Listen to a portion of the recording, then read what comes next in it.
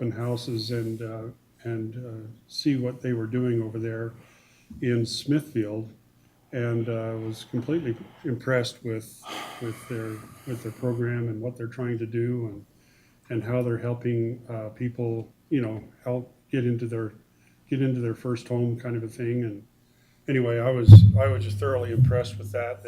They've got another one going up over there, and I didn't get a chance to go over to that one, but plan to go over and we'd like to meet with the people that are doing this and maybe get a special tour of the place. Anyway, Sean? Yeah. And I believe what the program the mayor was talking about, that Neighborhood Nonprofit Housing Corporation was doing, that he toured, was the self-help program for building new homes. This program that we're discussing is actually the rehabilitation of existing homes that are owned by individuals who are low to moderate income. And we've done this program. This is our 7th phase. We typically do 10 homes within a phase, and I think there's 17,000 that's allocated for each home to do such things as driveways, sometimes it's siding, windows, generally things that improve the exterior, steps, and sometimes they're inside, but typically they're exterior improvements.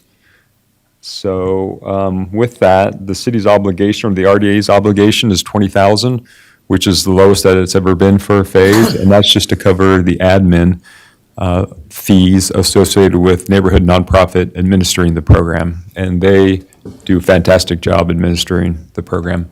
We are closing phase 6 within these next few months, and Dave Schuster, who's come before, will come and give a report. And so this will just put us on the path to move forward with phase 7. So unless there's any specific questions. Oh, one other thing that I was going to add, because this program has been so successful and well organized, we did include it as a housing strategy for our affordable housing plan. As you know, we're required to do 3 strategies, and this strategy has been successful for us. We do need to report on those housing strategies, and for that reason, we felt like we should include what we're already doing within our housing strategies, and continue to move that effort forward. So we'll talk a little bit more about it, I think, on the next agenda item, as we discuss those different housing strategies. The last thing I was going to say is, as you probably know, the RDA has captured tax increment in years past from the West Liberty Foods project area for this type of activity. And so there are restricted funds that can only be used for low to moderate income housing projects. And so that $20,000 that I mentioned earlier would be used from those restricted funds that the RDA has on hand. Okay. Is there any other comments or suggestions, council? It's been a good thing in the past. This is really impressive when he comes and shows all of the different things. They're involved in lots of different projects, and Neighborhood Nonprofit is, and I think they just do a lot for our community. Rehabilitation of existing homes and development of new housing structures and single-family units and so forth. Mm-hmm. So this is a great program. Do we have a motion on this resolution? I'll make a motion that we adopt Resolution 24-01. Motion by Wes. Do I have a second? I'll second it. Motion by Wes and seconded by Lyle Vance. Let's see. Let's start over here with you, Jeff. Jeff Odie. Lyle Vance, aye. Brett, aye. West I. Motion passes. Thank you. Discussion and consideration of adopting resolution number 24-02, approving amendments to the moderate income housing strategies contained in the Tremont City RDA 2022 Moderate Income Housing Plan So this is what you were kind of alluding to, Sean, that we're going to change some of the strategies. And so, do you have, council, do we, so the three strategies, Sean, we have the B, E, and N. Demonstrate investment in rehabilitation or expansion of infrastructure that facilitates the construction of moderate income housing. Strategy E, create or allow for and reduce regulations related to internal or detached accessory dwelling units in residential zones. And if there's any questions on any of these, let's bring them up. Strategy N, these are the three that we're doing, correct? Those are the three that are currently in the plan, and so we're moving away from those three. One we've already completed, which was the accessory dwelling unit Right. ordinance that you adopted here recently. So there are three new strategies. If you go to page 13 of the packet.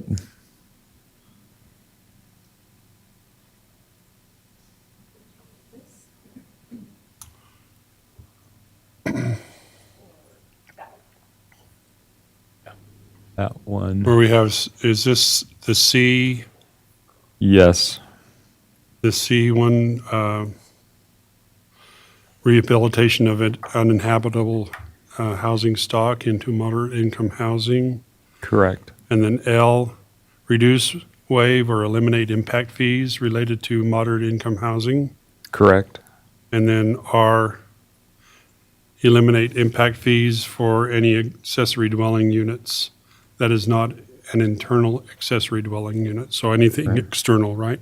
Right, and the way this would be accomplished is the RDA in a future resolution, or at least what we would propose, is that the RDA consider a resolution that would essentially pay for those impact fees from that same housing fund that I mentioned earlier to the city. So anyone who meets the criteria that is low to moderate income, who has an impact fee, could apply to the RDA. The RDA would consider waiving those, not waiving those fees, paying those impact fees on behalf of that low to moderate income family or housing project. And you might recall we did that with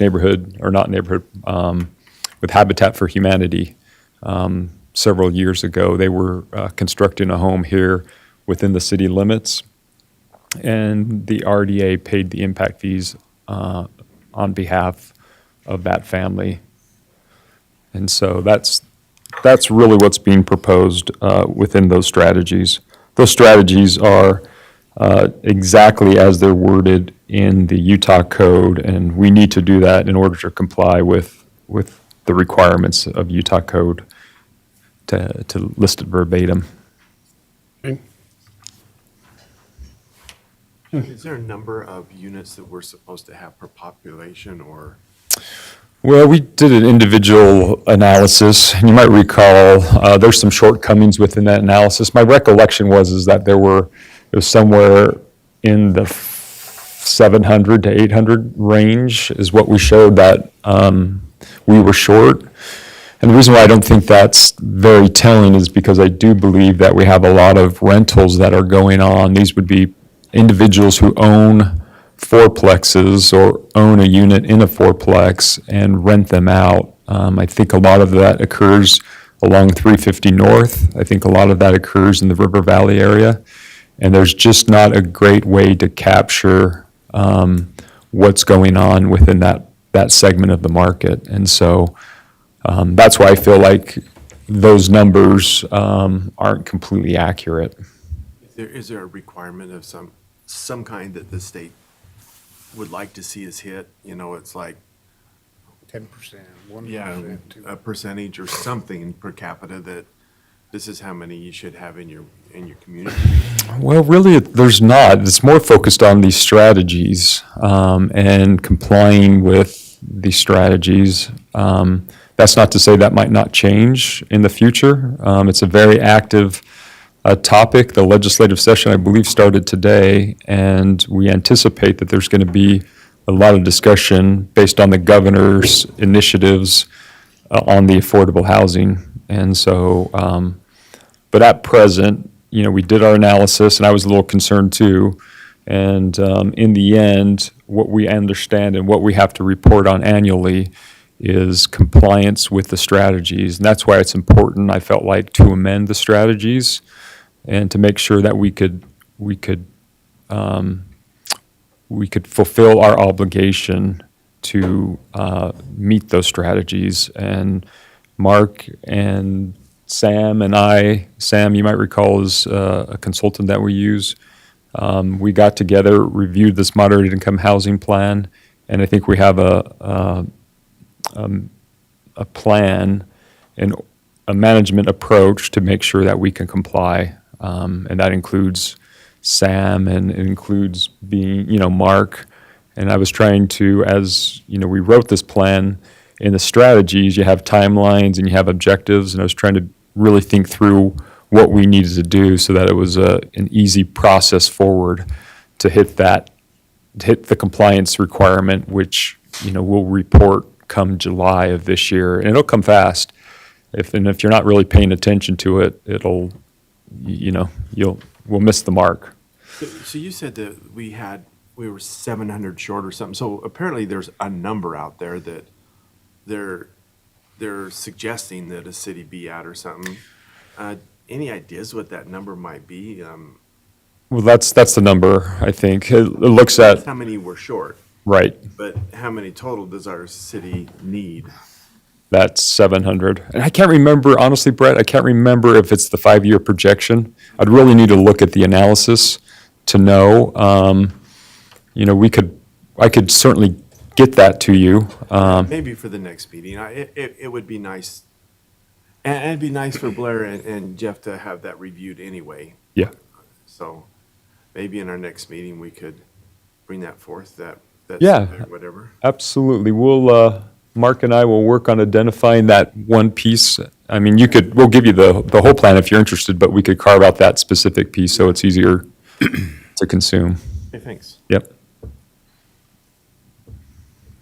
Can I just comment, from a banking standpoint, a healthy real estate economy should be 30% in rental, in the rental market, 20% in beginner homes, and the other 50% is a graduated, you know, as the houses get bigger and bigger.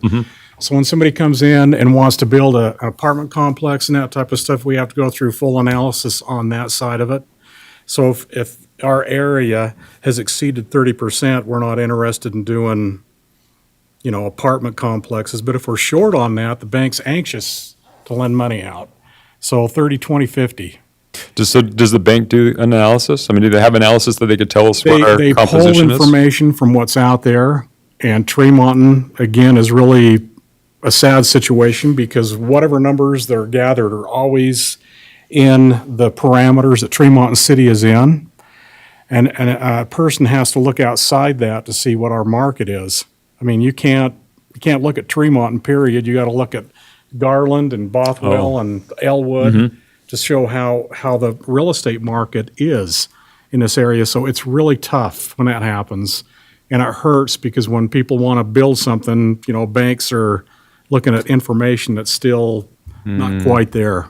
And you're dealing with that, trying to come up with a number. Yeah, I appreciate it. That's interesting. I didn't know that. But that's interesting to hear what their analysis of a healthy market, you know, with first, second time and And so that's Entry for level. all housing, like multi-housing? That is a national statistic, 30, 20, 50, for a healthy real estate market.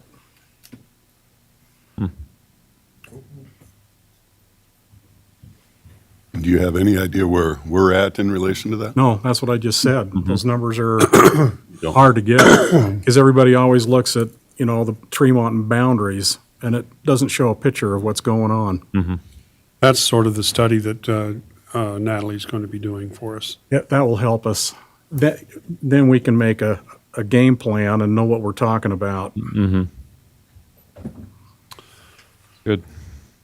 All right, council, we have a motion on the table, or we have a resolution on the table. Do we have a motion to accept this one? Mr. Chairman, I still have questions and comments All on, right. on this item because there was a whole set of strategies for further consideration in this package. And I do have some proposed amendments and definitely some questions. Okay, let's hear them. Thank you. If we go to page 16. And under strategy B, there we go. And on the screen, it's the lower paragraph. 1, 2, 3, fourth line down. Income housing, the city could extend utilities to these undeveloped areas, which includes not only those areas within the city, but are in the annexation area. Does that mean that we would actually build something that hasn't been annexed yet? We would enter into an agreement with a developer as part of, it's a pre-annexation agreement, where we would define potentially what our participation would be and what their participation would be in constructing low to moderate income housing. So we would want to make sure that if we use those funds, that it actually produced low to moderate income housing. And, you know, it could be such that they dedicate a certain portion of land to the city or a trust, you know, a land trust, where we could essentially have that money or that land set aside and work with neighborhood nonprofit or Habitat for Humanity to construct homes. But it would be restricted for low to moderate income. And what would be the city's obligation if the area was not annexed after the agreement was reached? Well, so it runs concurrently. So the pre-annexation agreement runs concurrent with the annexation and the zoning of the property. So it would then be annexed before we would have construction taking place? Well, I mean, under this scenario that we're thinking about, you know, we would essentially define, maybe you could ask that question again. I'm not sure I completely understood. I'm trying to figure out if there's a risk if we come to an agreement with a contractor about putting in utilities in an area that's not in the city limits at this point, but then it doesn't get annexed. What are we committed to? It would be post-performance, I would say. I mean, you know, we're talking about an agreement that hasn't been constructed or development proposal that hasn't been constructed or conceived. But to your point, what we typically do is do post-performance. You know, like they actually construct it and we reimburse them. But that's what the agreement, that's essentially what occurs within drafting and coming to an agreement is writing these terms, what they look like, who's participating, but we would, you know, eliminate or reduce the risk. And like I said, our objective is to get low to moderate income housing. I get that. I'm trying to make sure that we don't obligate ourselves financially if an area happens to not get annexed. And I'm trying not to have a situation, and I could be all wrong, so correct me if I'm wrong, where then the council is forced into annexing a site because of the agreement as opposed to having the option of perhaps not annexing an area. No, it would be the latter. I mean, you would have the option. I mean, annexations are legislative decisions. And so these agreements that we draft, if it's not annexed, then the agreement's not valid.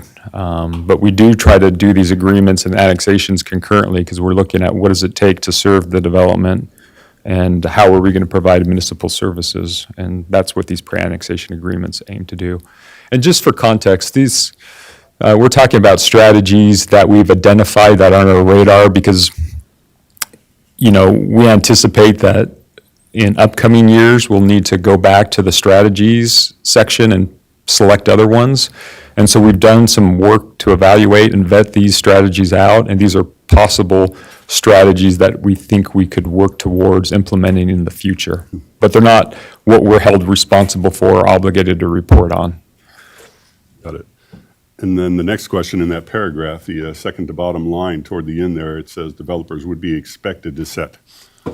Is there a reason we do expected instead of required? I'm not sure, say what you're, can you read that Second to section bottom again? line of that same paragraph, it goes developers to construct moderate income housing. In return, developers would be, that's it, would be expected. Should it say required? Oh, yeah, we could say required, that'd be better. Yeah, we wouldn't, yeah, to your point in wordsmithing, that's right. It should say expected or something stronger than that, because it would be an obligation. My concern, and again, educate me where you can, is that at one point with the plan that we submitted to the state on moderate income housing, we said that this complex would have moderate income housing, and then it didn't. So when I read expected, it's like, well, were they expected, but they didn't have to? And so they chose not to? And that was my fear of the term expected here Yeah. versus required. Well, you bring up a good point. I mean, the state has been refining the moderate income housing requirements and strategies. And so, and to your point, there was, one of those strategies used to be just zoning property, but just zoning it doesn't necessarily produce low to moderate income housing, which you've pointed out before, and I completely agree. So, so no, we would work towards, through this agreement process, having a real understanding of what that looks like, and it'd be an obligation. Okay. Mayor, would you like me to go through each one and do a vote at the time for possible amendments, or do you want me to go through the whole package and do it collectively? Well, we're just dealing with this one resolution right here, so is that what you're, Yes. And this is the one that I have. yeah, Jeff, we got a lot to cover, so you're gonna have to move fast. I will do my best, sir. So should I do the required proposal at this point, or should we go through everything? Going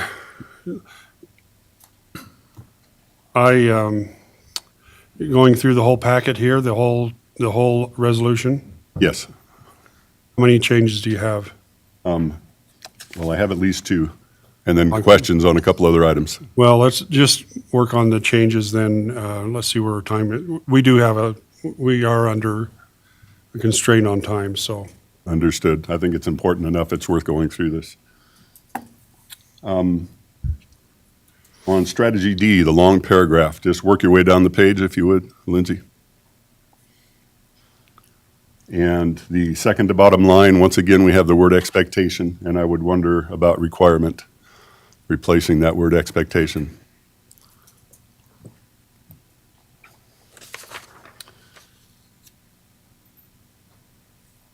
Next one is a question on the following page, on page 17, strategy M.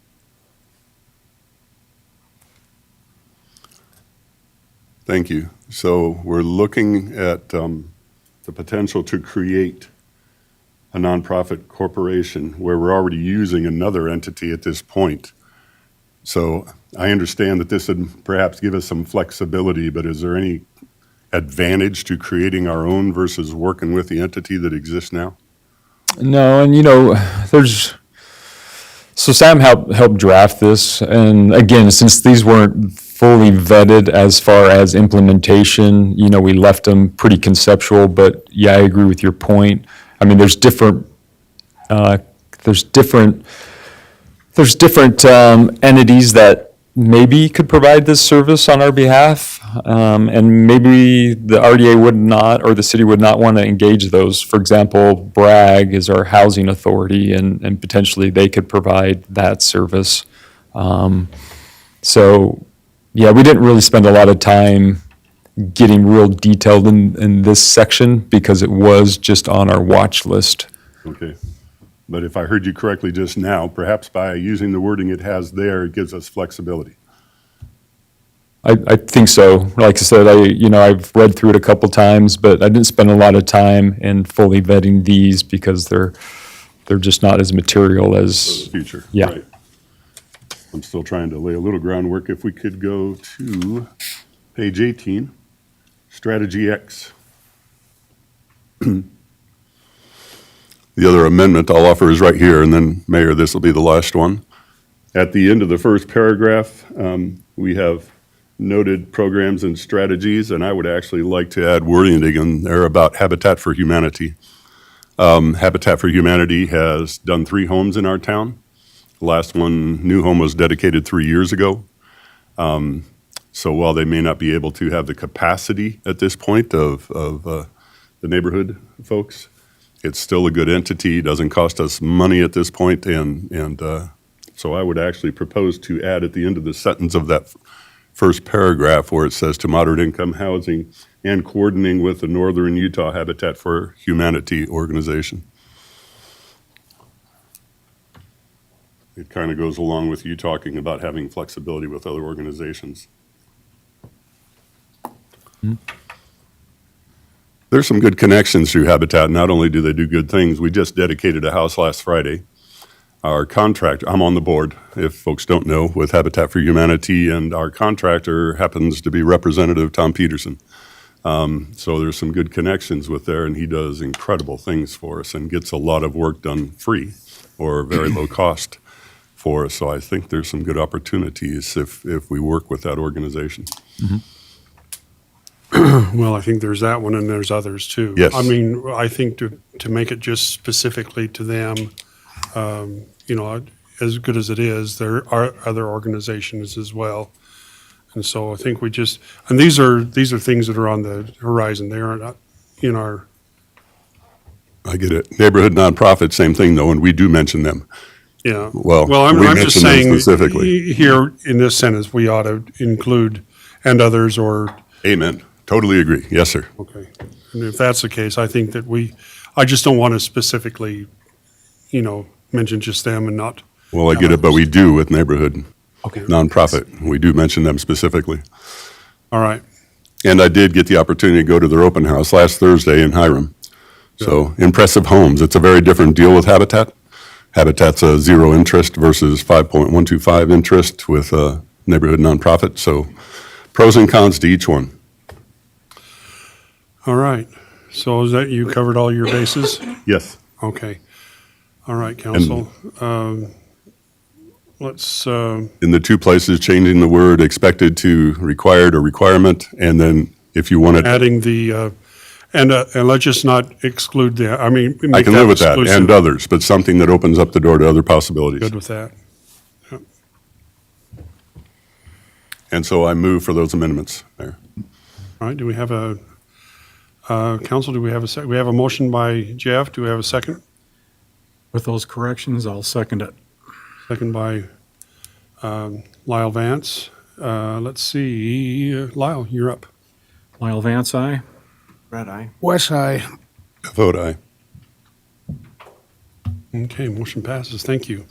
Okay, we have a public hearing regarding the Autoliv Solar Community Reinvestment Project Area Number 1, the plan and budget. At this point, we have a public hearing, and the public hearing is now open. So you can come up, and if you have comments or questions or anything like this, this is your time to make those comments.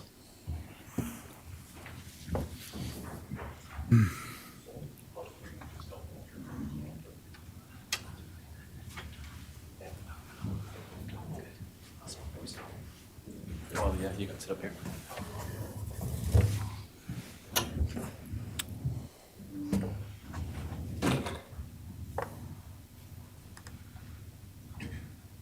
Do I need to come up there? 'Cause If you've got if you'd like to share your thoughts. I just don't, Well, yeah, you come up here and introduce yourself so we get it in the minutes. That's why we got to have you come up.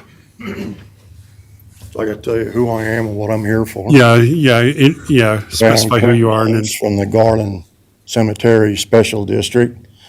And I don't really understand a lot of what was in that letter. That's why I come to listen to see what you guys are gonna propose. So I really don't got no comment right now because I just don't understand, what we're looking at, what you guys are looking at. It's within the cemetery district, border boundary lines. So that's why I'm here, is just to We're glad get you're here with us. information from Yeah. you guys or what you guys are thinking. And, because right now I just don't understand, what the deal is. all right, Mayor, yeah. Clint brings up a good item. Can we discuss it and then open it up for? Sure. First, and then if you have any questions after we've discussed it? Okay, all right, thanks. Yeah, you bet. All right. So Clint, you understand that we'll talk about it, then if you still have some questions, we'll try to answer them for you. Okay.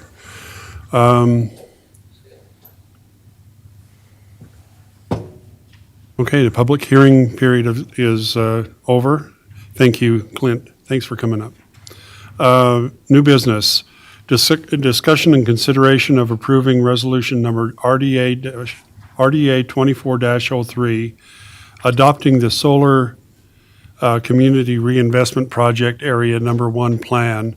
And Mark, are you going to kind of lead us through this one? And Yeah, we have Cody Dieter here. He's been working on it with Autoliv and Solar Farms. And he can kind of walk us through the plan and give us a brief rundown of where we've been and why we're here now. So Okay. that should help, Mr. Myers. Thank you. I was going to call you council, but I guess you're board right now, the agency board. So grateful to be working with you. This resolution is to adopt the project area plan for this area. And the plan describes the project that is being proposed, which is that the solar facility will be built on this parcel and is already built, in fact, on this parcel just south of the Autoliv plant. It's a solar facility. There will be an additional phase that will be further to the east, and will actually go up into Garland as well.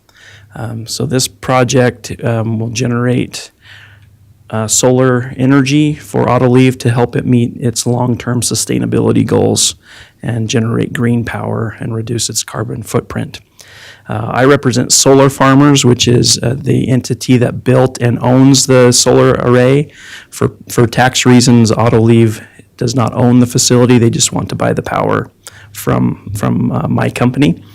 And the reason this plan is proposed to the taxing entities is because all of the property that it's built is considered personal property. And so the reason to bring this to your board for approval is so that new revenue will come to the city and the other taxing entities. Right now, personal property and the certified rate does not generate new revenue to taxing entities. It just reduces the rate.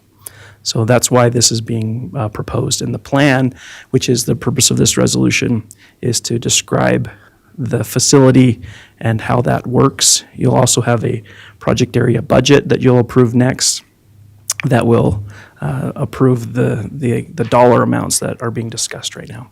So I'll pause there. Mr. Mayor? yeah, So, I reviewed the project area plan and went, Cody and I went back and forth on making some changes, and he was really gracious to include those changes. So I feel like the plan's in good form. There is, since we are creating a project area, there's an ongoing obligation, to administer the project area. Annually, we'll receive tax increment, and a future decision of this board is what to do with that increment. One of the things that we've talked about is actually making good on a loan that the RDA defaulted to the water. And so if this is approved, we hope to actually put a resolution before you at the next meeting that would formalize that. But I just did want to make sure, my recollection, Cody, is that I think Cody has talked about administering to the degree that he can this project area, with the RDA actually having the final administrative authority as far as distributing funds and reports, but you'll do all the preparation for that. That's correct. And it's a 25-year project. That's We're right. trying to capture the full value of the assets that they're installing. So 25 years, Cody may or may not be doing the administrative work. So my recollection, I was trying to find that we put in there a 5% admin fee. Is that right? Yeah, I don't know if that made it to this document, but you could put that in your in your motion, that if it isn't in the document, that as long as Solar Farmers provides that administration, there would not be a 5%. But if for some reason we did not do that, we would take 5% of the money that we were receiving, and we would provide that back to the RDA to offset your costs. I have a question. So you say this is considered personal property? Yes, all of it's personal property. And so yes. on the depreciation schedule, over this 25 years, how does that sort of impact the different taxing entities over time? Yeah, very good question. The depreciation schedule starts at something like 98% and then goes to 94 and 91. It just continues to go down over a 15-year period until it hits 8% of the original value and stays at 8% for the life of the For the rest project. of the 25 years? Yeah, that's right. So rather than what you're used to seeing is there's a building and it depreciates over time along with the land, this does the opposite. It over time Where's personal property? goes down. Yep, Yeah. that's right. I did, Mr. Chair, I did find that it is included, that 5%. The likelihood is as Cody was just explaining, that 5% is going to be a lot less in year 20 than it is, in year 5 or so. But nonetheless, I feel like it's a good faith Yeah. effort to address a need that the RDA may have in the future of capturing some of that money to help administration if they fail to do so. And it will be our contractual obligation because we will enter into a participation agreement with this board that describes how you'll pay us and the things that we need to do in order to earn those funds. So even if 25 years, I'll be older than I am now. I can't do the math in my head because it makes me sad, but I may not be around doing it, but someone on my team. The facility will still be generating revenue and for 25 years, so someone will be doing it. If it's not me, it'll be my son or whoever I sell the project to. Yeah. So, Mr. Chair, one last item, if I could. I think to answer Mr. Munz's question, it'll probably be more specific as we talk about the project budget. Is that when you're thinking to cover the entities? Sure, we could do that now or when we consider the next resolution. It's up to the board's purview. Why don't we get through this resolution first, and then we can cover that in the next That resolution? sounds great. Any other questions for Cody? I have one. So that 5% admin fee is being passed from the farmers to the city It would be if, in the event we don't. in the event that Fulfill. you don't, so you can choose to do it. And if you Yes. don't do it, then it comes to the city. Yeah, that's right. But our obligation will be to do it, so we would literally be in default of our agreement if we don't. So that was our agreement with Sean, is that it's easier for us to fulfill that administrative burden. I have another company, EFG Consulting, that creates project areas across the state, so just another thing that my staff will take care of in their normal course of business. And if for some reason they can't, we have the ability to do it too. It's just nice when they can provide that service and help alleviate some of the administrative burdens. We'll still be involved in the administration because we are the RDA board and we'll disperse the funds and work with the other taxing entities on giving reports. But they're going to produce those documents for us to review and then thereafter take the appropriate action or correction. And one more question. So Box Elder County and the school district, all the taxing entities are in agreement with this, or does this still need to be passed by them? Yeah, wonderful question. So right now, the school district has approved to enter into an interlocal agreement with this body once you've adopted this project area plan and budget and approved that interlocal. The county has not yet approved that interlocal, and we are not requesting any assistance from the other smaller taxing entities, so Bear River Water Conservancy District or the Cemetery District. So I We're didn't- not planning to approach those. I don't know that I boards. noticed the cemetery district mentioned here, It's not on that one page there. so, Just has the but it county is part of this. They are they are a taxing entity that taxes in this area. They were just not mentioned in We this. are just not planning to approach them to adopt an interlocal agreement to contribute funds. So that means they would get the full amount of tax. They would receive a reduction in their tax rate. Yeah, it wouldn't affect them, essentially, is what's happening. It doesn't hurt them. They'll still get the same amount of revenue. That they always have. Yeah. Yeah. And they'll see a slight decline in their certified rate calculation. Did you get that, Clint? Did you understand that? Not really. You're held harmless. That won't affect you. Harmless. Yeah, What? You're held harmless. Your tax entity is held harmless. that's right. It won't affect you, is what we're saying. So. That's the simple terms. Once that value keeps increasing up, will that increase the revenue to the cemetery, or we just You're- stay at the flat rate? Yep, you'll, That now? you'll stay at your same amount of revenue, essentially. You're kind of held harmless. We're not gonna lose ground, No, but we won't increase either. Right. Down the future. right. That's correct. Okay, well, I just, that's what I didn't understand, that, what we, down the future for expansion, development, if we was gonna lose, some tax base, then we've gotta, look down the road and make decisions, but if it's not gonna affect us. Yeah. I mean, cause we were taxed on, it was basically agricultural ground. But that's going up, it's gonna make the value of that ground more.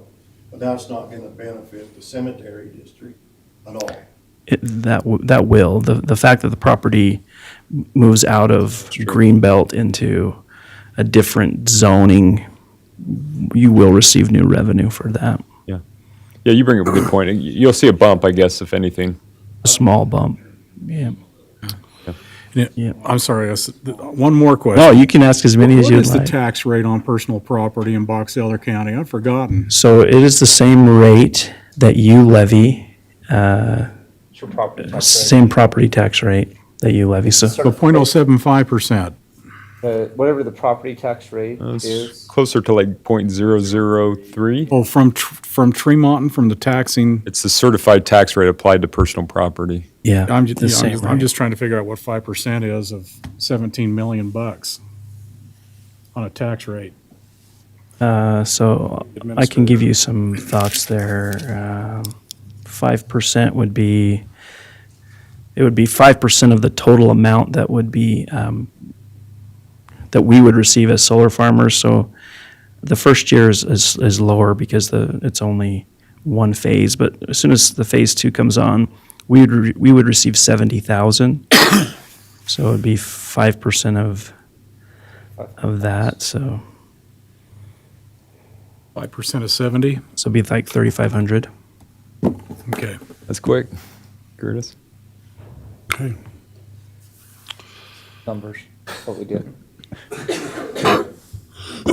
Thank you. You're welcome. Council, do we have any questions for anybody? Blair, are you on? Can you? I am. Okay, so you're okay to go ahead and vote when we do the votes? Yeah, I just Okay. didn't get in before. Let's make sure we include him in Yep. the rotation. Yeah, thank you, Blair. Yeah, we'll make sure that you're included in this. Council, I guess I will entertain a motion on this resolution. Make a motion that we approve resolution number RDA 24-03. I'll second it. Motion by Lyle Vance and seconded by Wes. Let's see, Brett, aye. Blair, okay, all right, well, I was gonna go ahead, finish. West Eye. Jeff Odi. Blair, aye. Vance, aye. There we go. Thanks, Blair. Thanks, everybody. Discussion and consideration of adopting resolution number RDA 24-04, adopting the Autoleave Solar Community Reinvestment Project Area Number 1 budget. So this is the budget that we're going to be kind of going through now, so. Cody, do you want to? Yeah, this is a good summary here of the budget. So, what is shown here is that the three top taxing entities, the county, the school district, and the city, will contribute 40% of the new value to solar farmers, and 60% would flow back to your respective boards or councils. From a practical standpoint, you'll actually be when you're acting as the city, you will enter into an interlocal agreement with this board where you will contribute 100% of your tax increment to the RDA, this board, and then you'll keep 60% and give 40% to solar farmers. And that's part of the administrative burden that Sean is talking about, is solar farmers will make those calculations of how much needs to be sent to each of the taxing entities. And then we'll send that information, review it and concur, and then obviously cut the checks. So 40%, so the total sources of revenue is 2.4 million over the life of 25 years. That's the number that you see there, and the uses of the increment is 1.45. Let's see if I have that same chart on my computer.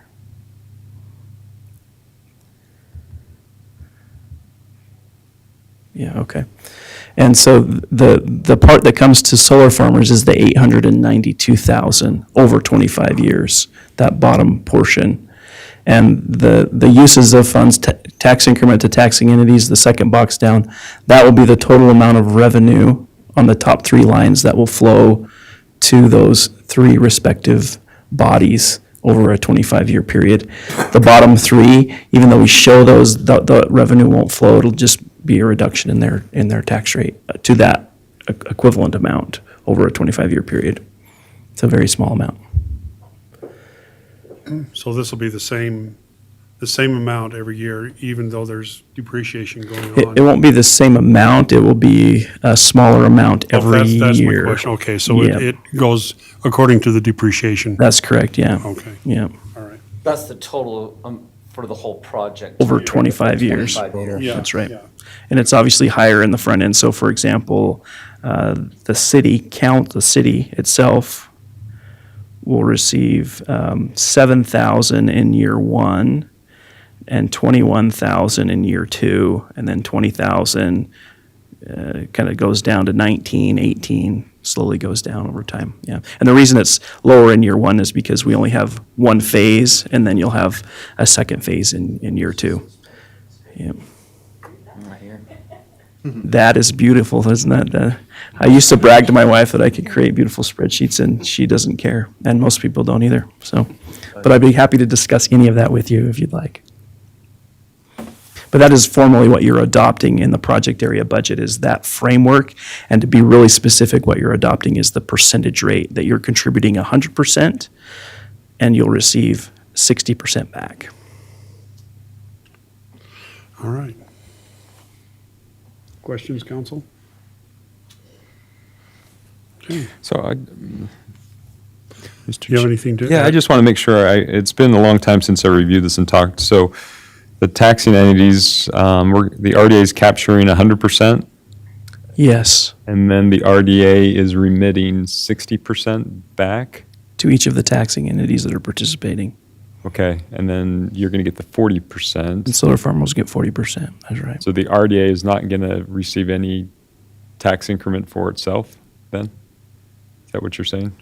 That you will not, yeah, the RDA will not hold those funds. Well, yeah, that's correct. Yeah. That is correct. Because that might change, ultimately, originally I had contemplated, my thought was to pay the water fund, the RDA would pay the water fund, but it sounds like this revenue, now that I'm a little clearer, as I think through it, is going to actually flow back to the city itself into the general fund.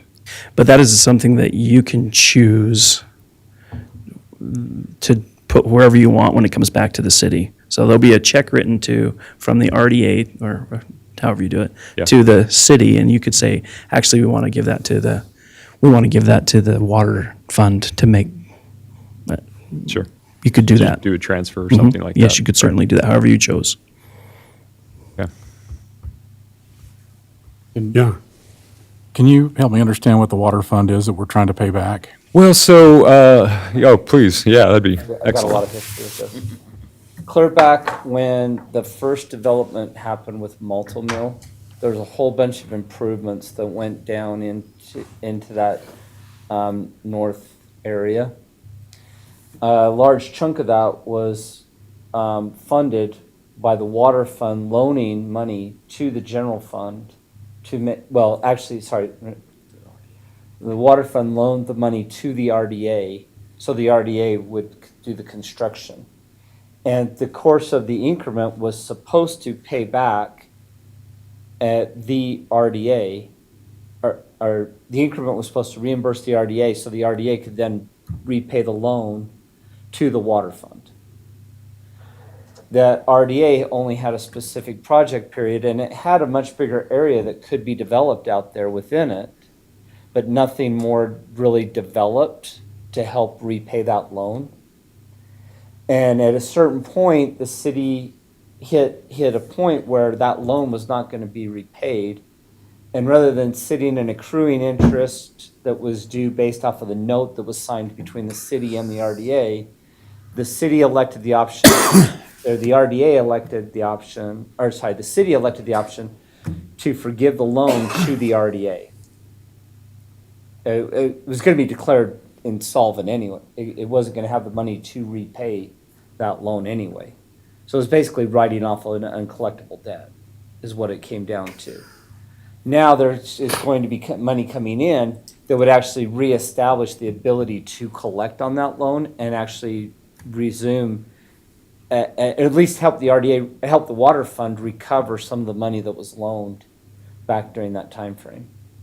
And it was a significant chunk How much? It's about $1.5 million, if I remember right. that was loaned. We wrote off about $500,000 is what was written off. We're not gonna gain near that back on this project. No, but But it some of actu- it'll help. It actually goes to restore to some funds to the water fund that they ended up forgiving through the course of this that would help with some of the water projects that we have stand in need of. It is a use.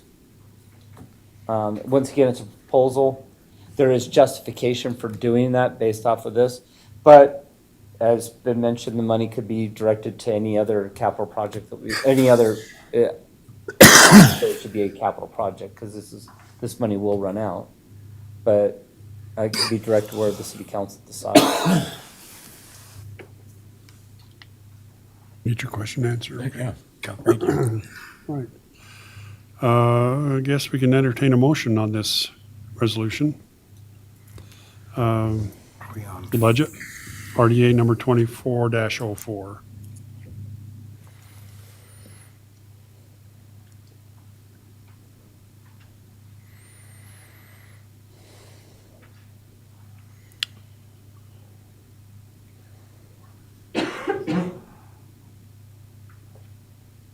I'll make a motion, we adopt resolution 2404 as it's been discussed. All right, motion by Brett, I'll second it. second by Lyle.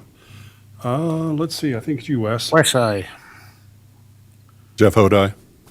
Blair? Blair, aye. Vance, aye. Brett, aye. Motion passes. Thank you, everybody.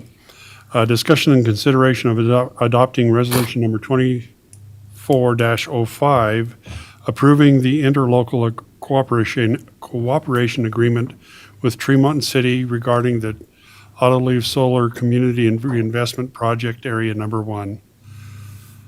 Okay. Here we go You getting tired yet? So what we had just approved, follows the statute, is you approve the plan and the budget. So now this body, the agency, has the authority to collect tax increment. And there's no money that will flow until you enter into interlocal agreements with the specific taxing entities. That's what brings it from the taxing entity to this body. So this first agreement will be will bring the money from the city to the agency. And then the second agreement, which you'll consider after this, will bring the money from Box Elder County School District to this board. And then at a future day, we'll bring another resolution that will bring that money part of that money to us as solar farmers, but we haven't done that yet, but we will do that later this year. And you'll also have the county. Yes, the county right now is ghosting us. So we need some help to The county is what now? they're ghosting us. We They're can't ghosting we us? can't get a hold of them to. Oh. We talked to Commissioner Summers, and he has a third party that reviews these. And I've called and other than going to this guy's house, I've done everything that I can to get his attention, and nothing so far. So we may need to. So right now, we're just doing the the school district and In the city, the city. yeah. The city and the school district right now. That's right. Okay. These next two resolutions, that's right. And we're going to work on the county, Yes, unghost them. and we might need your help to Okay. get Commissioner Well, Summers. I to- know where he lives. Yes, it's not far from here. All right. If the county doesn't do it, what happens to this project?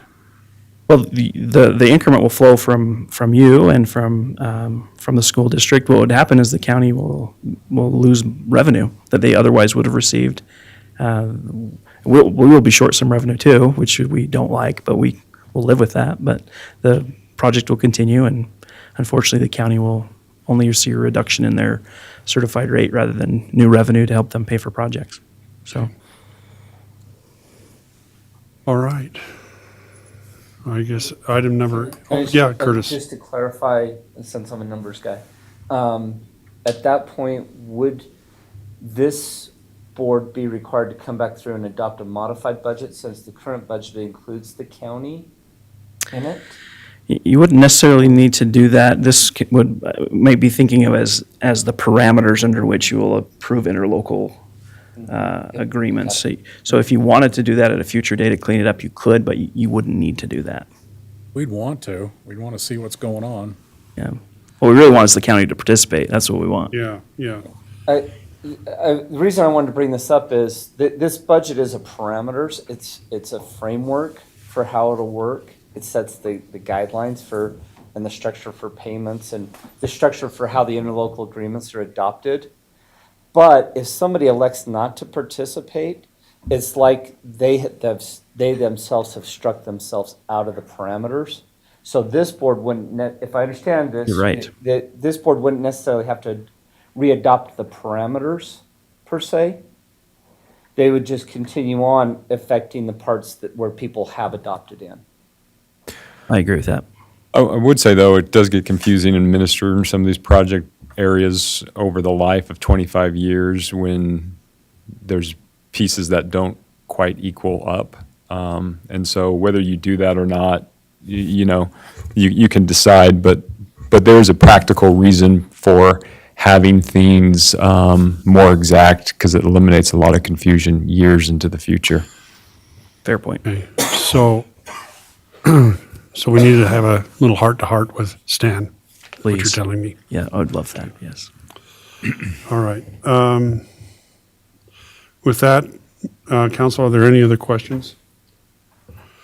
All right, I'll entertain a motion on 24-05.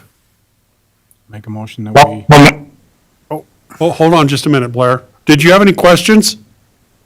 No. Okay. I'll make a motion that we adopt resolution number RDA 24-05.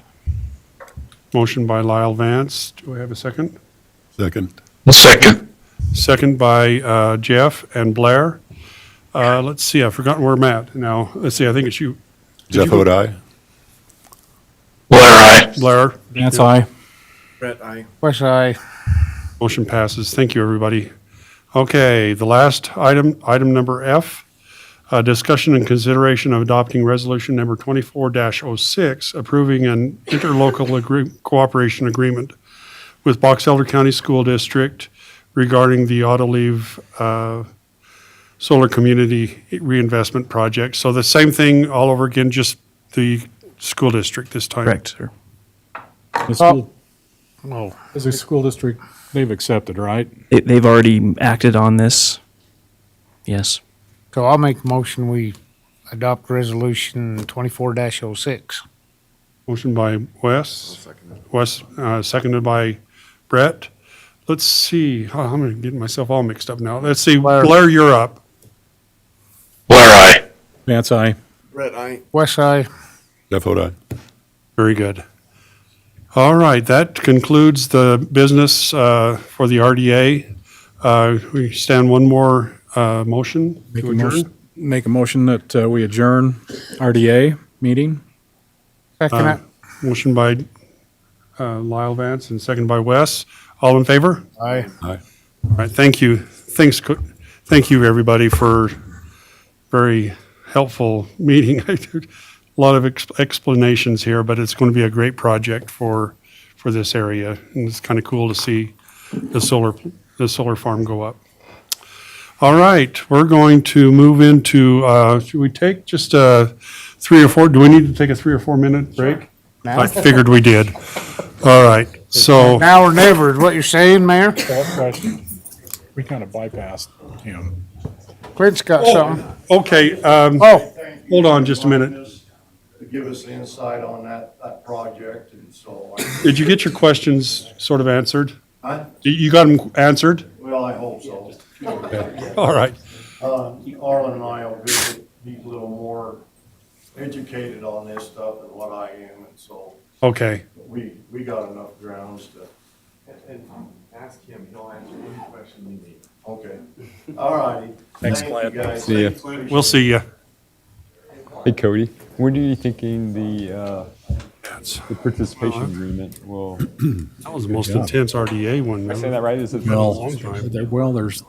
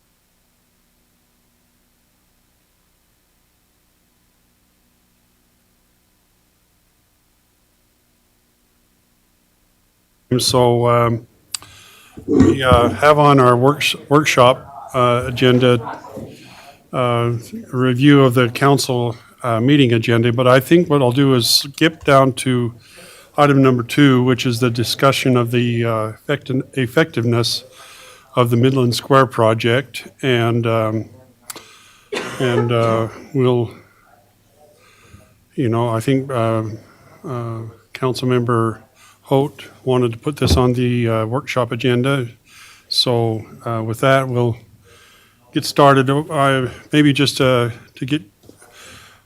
just kind of let you know where we're at on things. We do have the $405,000 grant that is approved, and we've been working on this for quite some time. But there's some questions and some things that we need to discuss to make sure that everybody's on the same page. And with that, I guess I'll turn the time over to you a little bit, Jeff, or you put it on the agenda. Thank you, Mayor. During and after the last council meeting, I was disappointed in myself. I'm typically my own worst critic because I was voting on this item without being able to make an informed vote. I didn't have enough information going in. The resolution that we adopted did not state what the problem was, did not have any kind of goal for accountability to see if we succeed in the project, and yet I voted for it.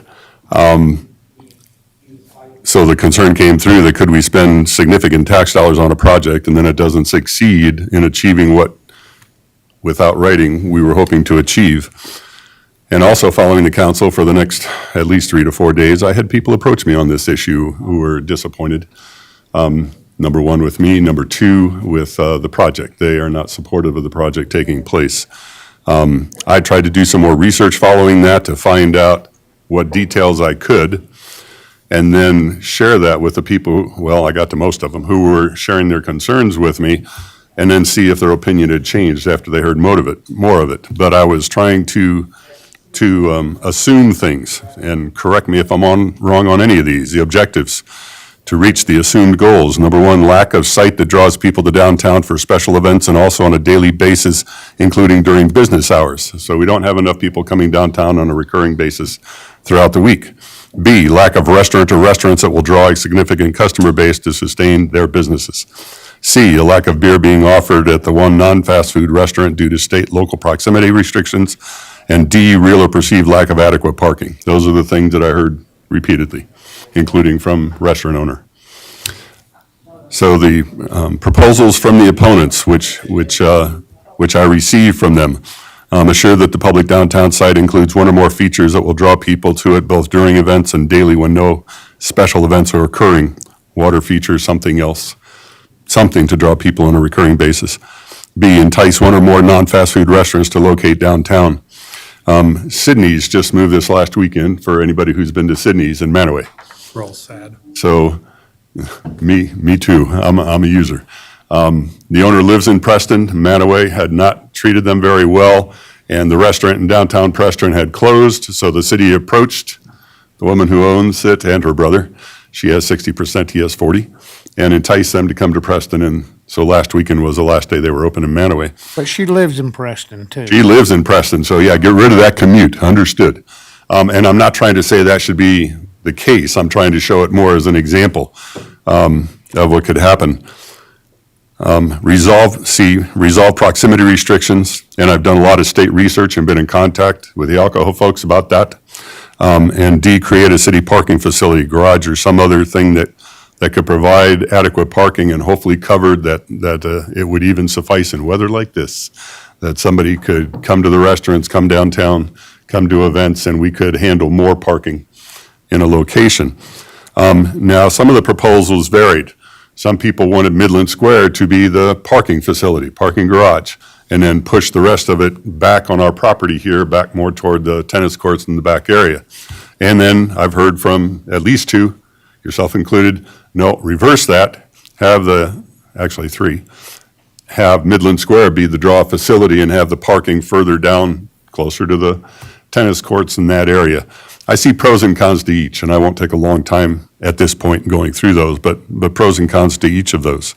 So what I would hope for the future is that, number one, Midland Square gets built mostly as proposed, making sure that we have some feature that's going to draw people on a regular basis. When I talk to people downtown, well, yeah, people come out of their businesses and might eat lunch there during the week, and other than that, there's nobody there. So how do we draw them on a recurring basis? In looking at the proximity laws, there's a real difference between outlet and restaurant. And a restaurant includes serving beer. So the distance proximity law changes with that. Then I looked at, okay, the state laws reference a public park as one of the areas, churches, some other sites where the proximity law applies. But the state fails to define public park. With my background, oh, that's a real loophole. So, all right, let's see what the city has. The city has an ordinance that defines public park. If we were to amend that definition, and I've checked with the state and they said that's our business, and I can read you the quote in writing that I have from them, and then they make the determinations based on what the local decision makers decide with it, we could open up definitely El Cholitas to being able to serve beer. And they've told me they lose customers because they don't serve beer. They have people come from out of town and they walk out the door once they realize can't acquire that. I lived in a town, Westerville, Ohio, when I ran a state agency just outside Columbus. We were a dry town. Dry. As a matter of fact, the home of the Prohibition, Westerville, Ohio. And the museum, Westerville, Ohio. And when the city downtown was struggling, like ours is, about this stage, except we had a great ice cream shop and people went there, summer, winter, they were there. But other than that, they were hurting. Shops, restaurants, which most closed, one stayed open, but they were struggling. They went to the city, they had 2 votes taken on the issue. Should we open it up to alcohol? Twice it got defeated soundly. Then the city changed the parameters, and I still haven't studied if this was legal. They only had the voting precinct that surrounded the downtown, inclusive of the downtown vote, not the whole city, and it passed. The restaurant got alcohol, principally beer. Sales went through the roof. And when my wife and I do our driving tour back east to visit our kids, grandkids, and other sites, we go to Westerville. They're booming.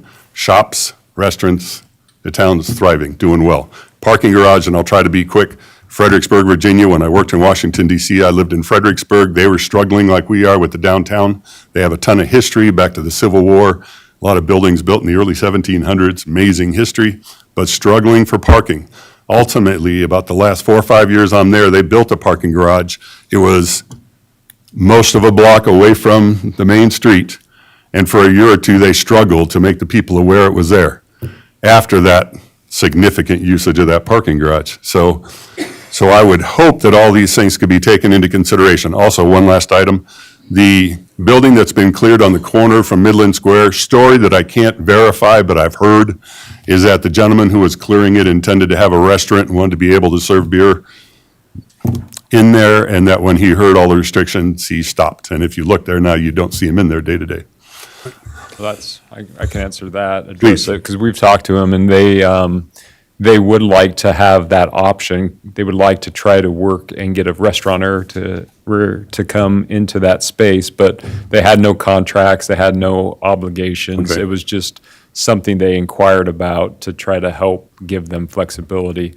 My understanding of why they haven't moved forward was, I talked to Mr. Jepson, I forget his, Clark.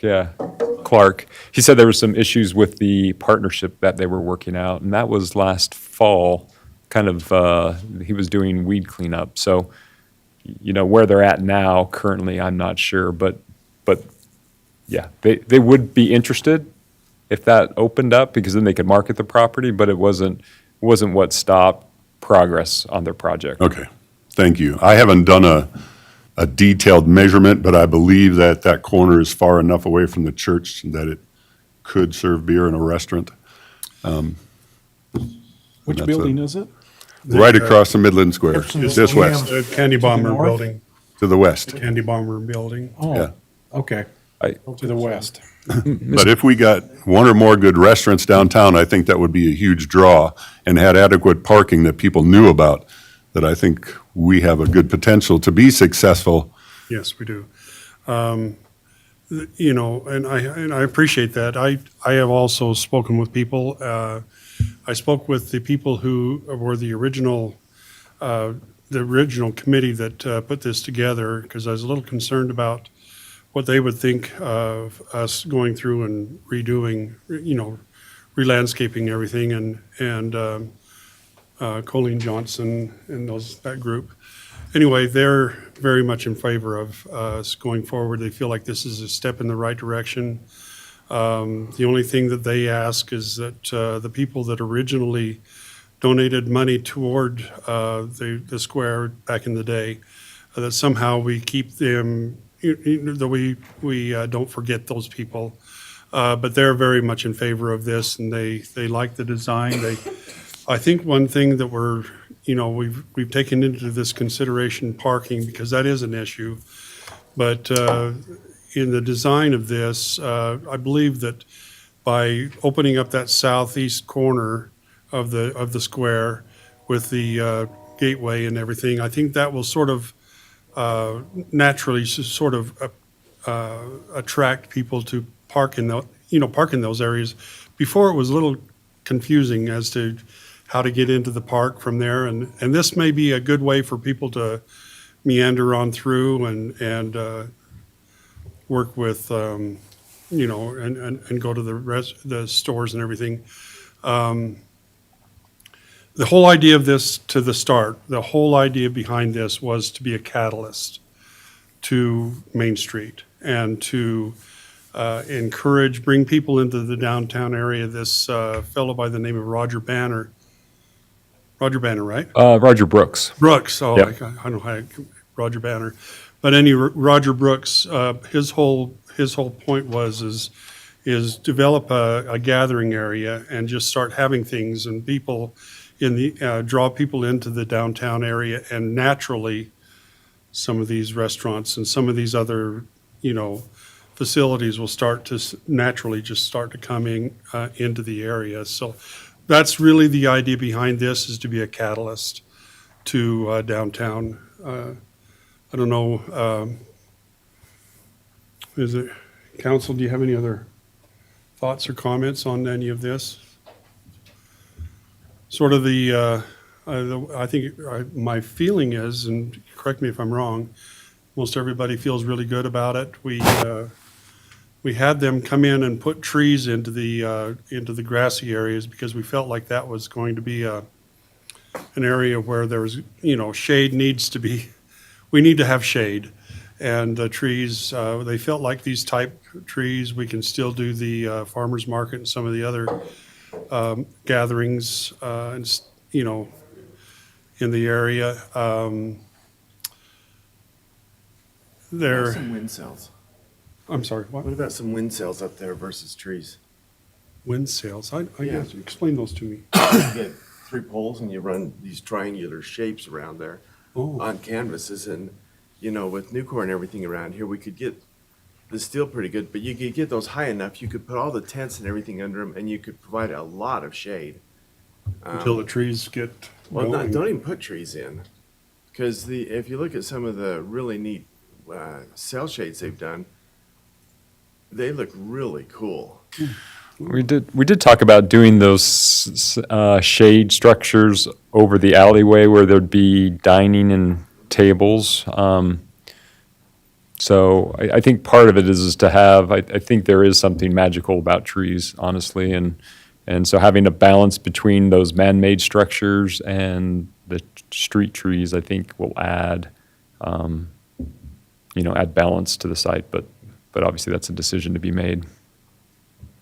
I'm not trying to stop anything with what's going on now. I think some other things need to happen simultaneously and in the future. So simultaneously, I think we could look at the definition of public park and consider an amendment Oh, I to think that. we need to do that anyway.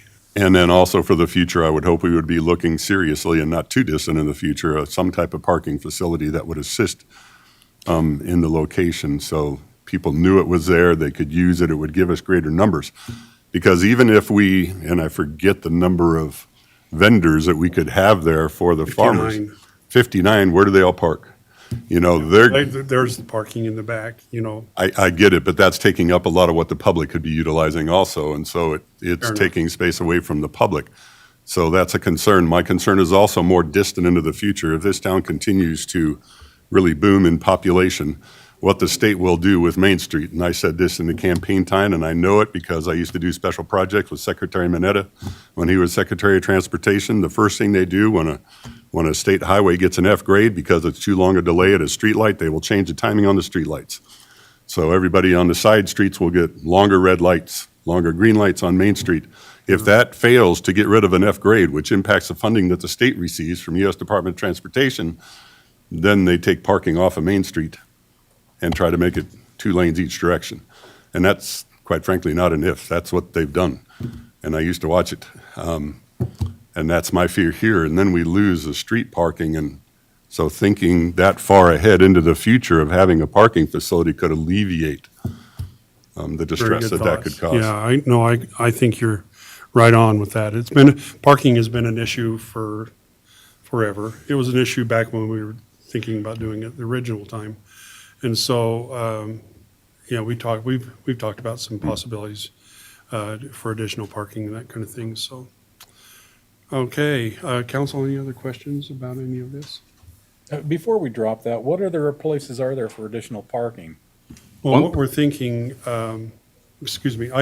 what we were thinking, and maybe Mark and Jeff have got some other ideas, but what we were thinking is sort of south where we've got a vacant lot just south of the police station, or just that vacant lot right there. That was one spot, right? There's one spot. There was discussion about the tennis courts, but that might be an issue. There might be a little more. We received funds from Landwater Conservation Fund. and they're- LWCF funded that Yeah. in perpetuity. Yep, exactly. So, But yeah, it has to stay open for recreation. But we did a study in 2015. It was Bragg who did it, and they had a few options that we could do, and one of them is private-public partnerships, and actually Sarah's done that with Micah and Kapner and Company. So all of the vendors they go, and they're always there early, and they drop off their tents and their tables and everything.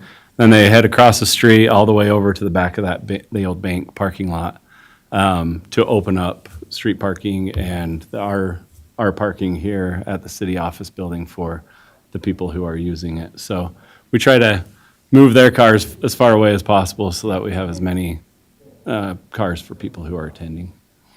One thing I did fail to mention is we do have a company that is very interested in helping us out. In addition to the RDA funding and the grant funding, we also have a company. I daresn't divulge that company yet, but they are very much interested in helping us out with this. So I don't know. I guess that's.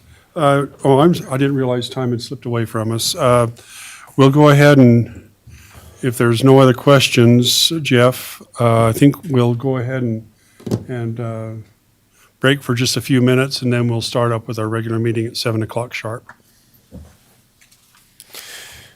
Hey, Jeff, one of the last projects that Mark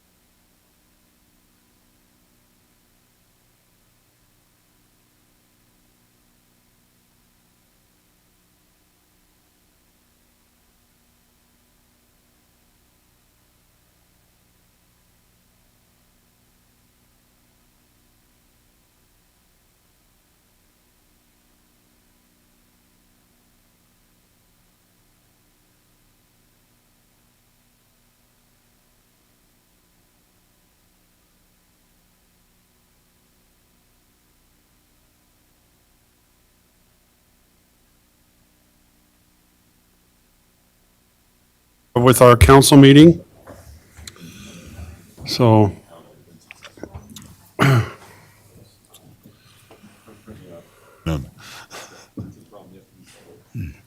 We'd like to welcome everybody out this evening to our Tremont City Council meeting, January 16th, 2024. Let me get my act together here just a little bit. We'd like to, like I said, we'd like to welcome everybody out this evening. We're grateful that you're here. Thank you. We'll go ahead with a opening prayer and pledge. I guess apparently the Tribune has pointed us out that we have prayers in our council meetings, and anyway, if there's, and this is a sincere thought, if anybody is offended or doesn't like the idea of having a prayer, we're going to go ahead and have an opening prayer. You can step outside and we won't think anything less of you. That's what was in the article. So anyway, Brett, if you can give us a opening prayer.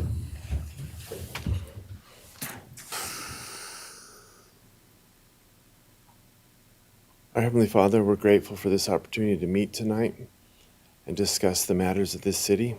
We're grateful to be able to serve. Help us that we can know how we can help all those that reside in our wonderful city. We're grateful for each person that serves, for the employees that work, for all of our police and fire and many employees that help provide a good, safe environment. Please bless them and keep them from harm's way. We say these things in the name of Jesus Christ. Amen. Amen. Would the audience please rise and repeat the Pledge of Allegiance after me? I pledge allegiance to the flag of the United States of America and to the republic for which it stands, one nation, under God, indivisible, with liberty and justice for all.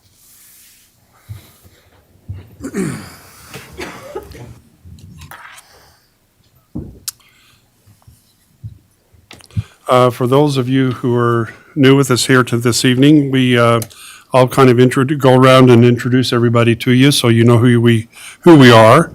And thank you, Brett, and thank you, Wes, for offering the prayer and the pledge. Over here to my left, we have our city manager, Sean Warnke, Councilmember Jeff Holt, Blair Westergaard, who is tuning in over Zoom, and he's with us here tonight. He's been excused. He's down getting some training down in St. George. Lyle Vance, right next to me. Myself, Lyle Holmgreen. Brett Rohde, Councilmember Brett Rohde, and Councilmember Wes Eastep. And over here, we have Lindsay Nessen, who is our recorder. Mark Christensen, our assistant. Are you here with us? There you are. Our assistant city manager. Paul Foljam, our public works director, back there in the back. Dustin Cordova, our police chief, and Brady Hanson. He could have got called out. Brady here? He got called out, okay. And Sarah Mormon, who is our Main Street manager. And we have our auditors that are here with us today, so we're grateful for that, I think. We'll find out. We're going to find out. I'm kidding. We're grateful for them and all they do. Council, do we have any conflicts of interest with the agenda tonight? Nope. All right. Approval of the agenda. I'll make a motion, we approve the agenda. Okay. I'll second it. Motion by Wes and seconded by Lyle Vance. All in favor? Aye. Thank you. Approval of the minutes from January 2nd, 2024. Any questions on the minutes, council? I'll make a motion that we approve the minutes for January 2nd, 2024. Motion by. I second it. Motion by Lyle Vance and seconded by Blair. All in favor? Aye. Aye. Aye. Thank you, thank you. All right, we have a presentation tonight with our auditors, Curtis Roberts, who is our financial manager. He'll give us the financial statements for 2023, and then Andy Hernandez with Joan Simpkins will give us our audit report. I know you guys have these electronically, but. Yes, we sent out the PDF. I was gonna say, it doesn't sound like it's on. Okay, well, Thank you. I got an agenda here so I don't go off the rails too far. My father-in-law was city council, or a county council commissioner for 5 terms in Cache County, Corey Yates. So he tells me all the time, brevity is my friend with the audit presentation. He's like, man, when I was a county commissioner, I didn't want it to go too long. So I won't bore you to tears here today, so. So first off, I wanted to thank the city for the opportunity to be your auditors and to perform the audit. We're very appreciative and extremely grateful for that opportunity. And yeah, just very, very thankful for the opportunity and appreciate the opportunity to be the auditors. Just wanted to just quickly breathe a little life into what an audit is and what goes into it. A lot of work goes into an audit. We tie out each material asset, liability, and fund balance, which is, equity, if you will, in the statement of net position. We do this by confirming certain balances with third parties, financial institutions, or whoever it may be. We substantively test down to the source documents certain material transactions. For example, like a fixed asset addition or something, we would take that, and if it's a material transaction, we'll test it all the way down to the source document, like an invoice purchase or something like that, all the way down to the source doc. We're required to gain an understanding of internal control. So what we do is we perform some walkthroughs on significant transaction classes, which is based on volume. So, for Tremont City, it was payroll, cash receipts, and cash disbursements. We just pick one of those transactions, for example, like a cash disbursement transaction, and start it from the initiation and authorization phase and trace it and follow it all the way through the whole entire process, all the way to the recording and reporting phase. And we didn't notice any, we're looking in that process for any deficiencies in internal controls or any instance where maybe controls or processes weren't followed, and we didn't note any of those instances in our audit. So, and we'll talk about that report a little bit later, but yeah, we just do some walkthroughs to make sure we understand internal controls and the control process. So, so there is, as far as my part of it, typically I present the reports and the financials, but Curtis drafts them here, so he'll present the actual financial statement. So I'm just going to focus on the 3 reports. The first report on page 1 is the auditor's report, and this is where we issue our opinion on if we believe the financial statements are materially correct, which we believe they are. So this opinion and our opinions are unmodified or clean is another word for it. So they're unmodified. It's a clean opinion, meaning that we believe the financial statements as presented in here are materially correct for all the different opinion units. So there is the report, for some of you that have been on the council longer, you'll notice it's gotten quite a bit longer. A couple of years ago, there was a new SAS that came out that required this report to provide more clarity. So it starts off with the opinion right at the front now, which we talked about as a clean opinion. And then it goes to the responsibilities of the auditors and the responsibilities of management, and does a really good job, I think, now of detailing out and lining out what our responsibilities are and what management's are. So, yeah, it's a little bit longer than it used to be, but this is a clean report, and we believe the financials are materially correct. So the second report on page 89 is a report on internal control or financial reporting and non-compliance. So this is where if we had noted an instance of non-compliance or a material weakness or significant deficiency in internal control, we would document it here. Because of the control structure here with Curtis' involvement and the fiscal team here, we think the controls are rock solid and performing and getting performed as required and in compliance with internal policies and such. And so this report also is clean. If there was a material weakness or a significant deficiency or something of the like, it would be in this report, but there's nothing to report there. We feel like we don't have any material weaknesses or control deficiency or significant deficiencies to report. So another clean report there. The last report we have is on page 91, and this is unique to the state of Utah. This is where Dougal and his friends every year, they get a state compliance audit guide put together. It's very comprehensive, and in that compliance audit guide, they list out certain areas where you're required. Some are on an annual basis, and some are on every 3-year basis, but they list out a bunch of criteria, and they say, hey, you have to go test these in accordance with the state auditor's guide.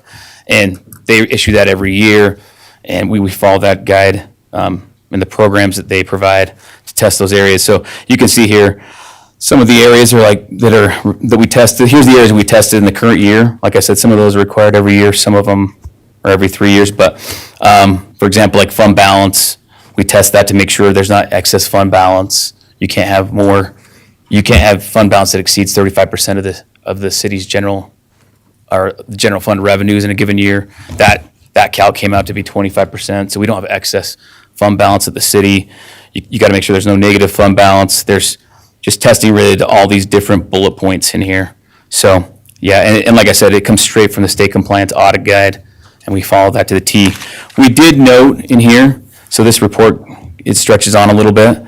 Again, it follows the same format as the first report, talks about our responsibilities and managements. Now, there is an other matter, because when we were testing cash management this year, there's some reports that are required to be filed with the Money Management Council, and they were not just a few days late, and so we had a finding there. But we discussed that with the fiscal team, and they're aware of that. So, but it's just a minor instance of something to fix going forward. But they have pretty stringent rules in cash management on when to file those reports and what balances to use and things, and so that's what that little compliance note is there.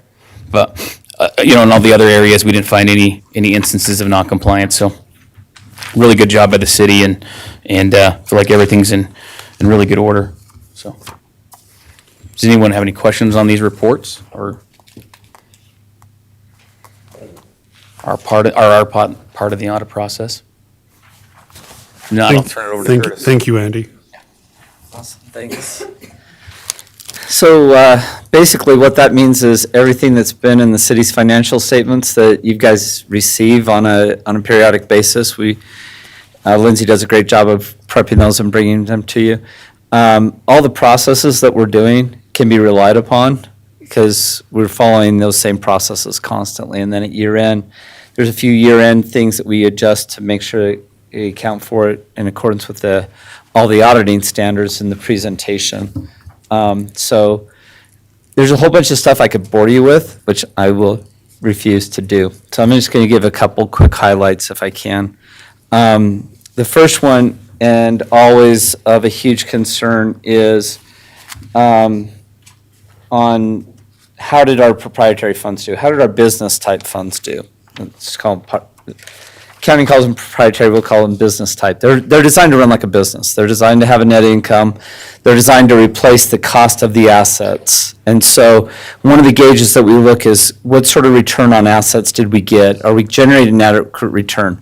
What that means is, and I know I'm repeating this a lot for a few council members that have been on, but I've got to return the cost of the asset, so I've got to generate enough money to replace the cost of all the assets that are used by the water fund, say, for example. And I should be allowing for some inflationary factors. And so in the past, our goal has been about 2 to 4%. We had a huge year of high inflation that kind of impacted us. So our goal really should be a little bit higher, closer to 3 to 5% is more of a long-term range that we should be shooting for. If you go to page 20 in these financials, you'll see an income statement type format. There you go, Lindsay, right there. So you can see water fund, treatment plant fund, storm drain fund. The non-major fund, we have to report based off of how big they are. for non-major, just say that's the sewer collection fund. It's the only one that's in there. But we have to label it as non-major so that Andy will say it's a clean opinion. So in here, if you look right about the middle, you'll see a line called operating income loss. This is a key line to focus on. This is where our operating revenues versus our operating expenses. So how are we doing? When we run this calculation against the fixed assets from the previous page, it comes out at 3.24%. We're a little bit on the low side. Some of that has to do with the water year that we had. There was some pretty good snowfall last year. People weren't watering quite as much in the spring. We had quite a bit of rain in May. Dry summers will drive that up a little bit.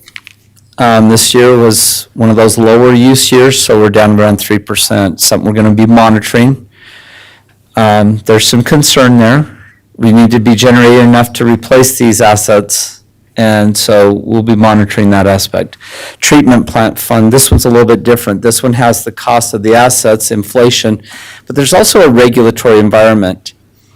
And every once in a while, and Paul will attest to this with his vast experience, there'll be a new regulation that pops up and says your treatment plant needs to eliminate this particular element in the filtration process. So we add on a regulatory requirement. So our goal here is shooting somewhere right around 6 to 8% rate of return on the assets. That one came in at 5.8. This is going to be something that we're monitoring. Now that Tremont's completely out, we need to monitor and make sure what our capacity is and make sure that that's okay. So it's kind of on the watch list as well. What are we going to do with our rates there? Storm drain fund, $60,000-ish, came in at 2.8. This one's got a lot of time to develop and build up fund balance, but it needs a lot of projects right now. And so this one's one that's also on the watch list. It's a little bit low, should be 3 to 5%. We're a little bit low. Sewer collection, we're in great shape right now. It's set, it's established, it's doing exactly what we want it to do. So we're pretty good, but just some rates that we're going to have to monitor, see how things are performing as time plays itself out. Obviously, inflationary pressures have impacted this, and we haven't really adjusted rates to adjust the additional wages that we have to pay. And so that's what's drawn these down from some of the healthier positions that they are. So it's just something we're going to monitor. We got to see how we come out of this storm and how of COVID and how things are running. So it's not that the funds are in bad shape, just on a watch. So, and this is a good annual checkup time frame for it. If you go to page 15, Lindsay, we're just going to touch base a little bit. As of June 30th, what did our funds look like? Randy mentioned the health of the general fund looked pretty good. And Lindsay, I'm going to focus a lot on those fund balances right there. Yep. So cash is king, equity rules. Now, a lot of people say, what does that mean? If I'm out of cash, I am not the king. Cash has to be the priority. But if you really want to evaluate whether or not a business is healthy, you want to evaluate, in the government world, we call it fund balance, net position. In the business world, they would call that equity. If a company has equity, it's solid. And Lyle will attest to this probably from the banking side. If a company really has equity, it means they own assets. It means they're in solid position. I've actually seen companies that have a lot of cash and almost zero equity. And that means they can run for a short period of time, but they're struggling because they don't own a lot of their stuff. And this indicates that we're in pretty solid shape. Can you get just to the title so people can see on the screen, so it shows the general, just the funds? There you go. So if we look at our fire EMS fund, it's got $2.1 million sitting in fund balance. It's assigned because it's only going to be used for the fire and EMS purposes. Challenge is, with a governmental fund, there's not assets, long-term assets in there, so you're not going to see the fire truck sitting in the assets. If you look, there's only cash and receivables. There's no fire station, there's no fire truck, so it's not it's not trying to recover the cost of those assets, it's trying to provide the resources needed to operate. And one of the big purchases that's coming up in there is a fire truck. So we got money in there for the fire truck. That's going to draw those resources down, and then we'll have to start building up again to buy ambulances and stuff. So when I say it's healthy, it can cover its immediate needs. We've got enough in there to cover for a year or two, but we've got to be planning for what other replacements would come along. So we're going to start the budget process here, Mark, in February, month ago. Yeah, exciting. So we're going to be talking a lot about capital needs. And so with these funds, I want you to consider how much do we have saved versus how much are we going to need to spend in the upcoming years. That's going to be really critical. If you look at the capital projects fund, we have $3 million. We got a lot more projects than that coming up. It's healthy enough to satisfy current needs. We're going to be looking at long-term, and that's where a lot of the budgeting process is going to be talking about. Transportation capacity had almost $3.2 million. This is the first year it's been presented as its own column on the face because we've been putting a lot of money aside so we can handle some of the capacity issues that we've got coming up, and that'll be part of the budget conversations. The non-major funds, these are ones that typically will be a little bit smaller. So Lindsay, if you can flip to page 75 for everybody else in your books. I have to turn this one sideways because we have a few of these. Right there, perfect. Lindsay's so good at this. What page? Page 75. So here, you're going to see our non-major funds, park, recreation, food pantry, RDA 1, RDA 2, and we've got money set aside for vehicles. Since we just dealt with the RDA, that restricted of 2.145 million, that is restricted for those housing projects. We can't use it for anything else. That RDA doesn't really have any other revenues coming into it now. That's what's sitting there for those housing projects and the RDA use. Let's see, RDA 2 is sitting at about 1.1 million. That does not have tax increment tied to it, so it's assigned as far as what's available for the city to use. You'll see we have money set aside for recreation to cover their upcoming uses, and then parks is for park construction. It has impact fees that are in there, as well as a grant that's going to be used in future periods where we got the money up front. Midland Square.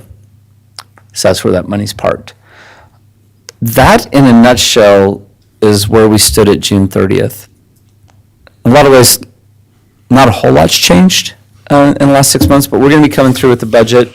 We're going to be using a lot of these numbers to start planning out what do we want next year to look like. As you said, we can rely on these numbers. We're set to go. We're constantly monitoring the health of the city and glad to answer any questions. Council? Okay, Curtis, thank you. Okay, I would be remiss if I didn't give credit to everybody that gets a huge part of this. This looks like a small little piece of work, and this takes countless hours. Shari spends so much time with ambulance billing and collections and managing. All these revenues have to come in through one spot, basically, Shari's office. So it's incredibly important how good she is, and I'm not sure we really give enough credit. Lindsay's area handles everything that goes out, and she does a fantastic job with her people. And there's people that help them. They're not here tonight. They deserve recognition as well. Mark does a great job getting all the budgets ready. Sean does a great job with oversight. I just can't say enough about how great it is to work with these wonderful people and to be able to develop results like this. And it doesn't even go into all the individual department heads that are taking time, monitoring their budget, staying in compliance, so we're not overspending. A lot of work by really dedicated people, and they deserve a lot of credit. So I express my appreciation to them and how they make this possible to get a clean opinion. Thanks. Thank you. We'd like to second that. Thank you very much. Okay, next item is our public comment period. This is your opportunity to address the city council regarding your concerns or ideas, and we like you to keep your comments to under 3 minutes. The time is now yours.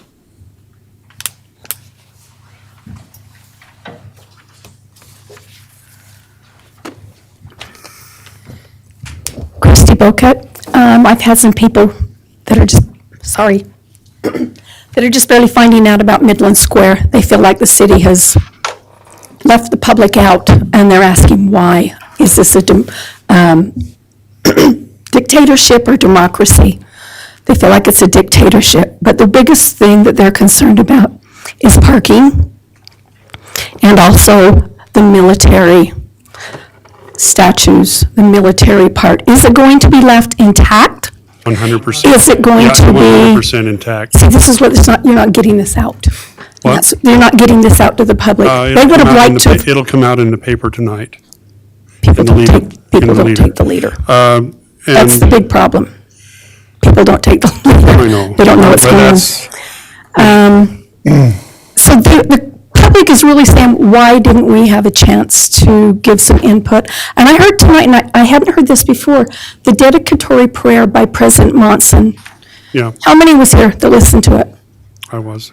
Okay, he talked about not defiling, not defacing that park in his dedicatory prayer. Yeah. He went into quite a bit about that, and as I had several people reach out to me and say, have you read it? And it hit me hard to think that we are going in now and we're going to bulldoze. But there is no parking. That's the big problem. I mean, what is the outcome here? You want people to come to the city center. There's really not a lot of shopping, but there's no parking. No matter how you slice it and dice it, there's no parking. So you can put a lot of stuff on paper, and it's going to look great on paper, but the reality of how it's really going to turn out. So I would ask you to identify the problem and define the outcome. And I think that we have spent a considerable amount of time talking about that very thing. And I think I don't know if you were here at the beginning when we were talking about this just before the meeting, but A little bit. yeah, so we look at the Midland Square as being a catalyst for the downtown area. There is parking south of the square, quite ample A parking. little bit. No, it's more than just a little bit. But the problem was it was hard for people to it wasn't really a natural flow of people from the southeast corner of the square into the square and into the downtown area from the parking area that we have here. And we, in kind of a sidebar, we were talking about maybe some ways that we can improve that, because parking is an issue. Nobody's going to argue with that. Yeah, it is. So, but I think what we're looking at is probably the best use, highest and best use of that square would be to do what we're doing, and then let's look at some areas where we can improve our parking. So, appreciate your taking time with us, Christy. Thank you.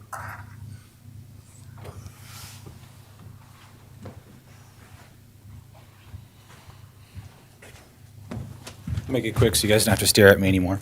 I'm Sergeant Bone with Box Elder County Sheriff's Office. I'm also the SWAT commander. I just wanted to inform you that working with your team has been nothing but great. It's not easy to find a budget to support SWAT, the team, the equipment, the training. It's not. You have a great chief that stepped up. He's all about getting the training and getting his guys up to speed with a SWAT team. I can say having the ability to work with your team and your officers has been nothing but great. It's going to give your citizens the service that they need. And I've seen it. Literally, we had a call out the other day. I saw nothing but good things, working a team, spitballing ideas. I only get 3 minutes, so I won't say all of the great things. Gosh, I had everything I was going to say sitting over here, and then you get up here, and I'm like, okay, I'm tired. I can't run off 2 hours of sleep. But I truly did want you guys to understand that your citizens and the things that you guys are doing with Tremont City Police, with Chief Cordova, are nothing but great. I am very grateful to be a part of that.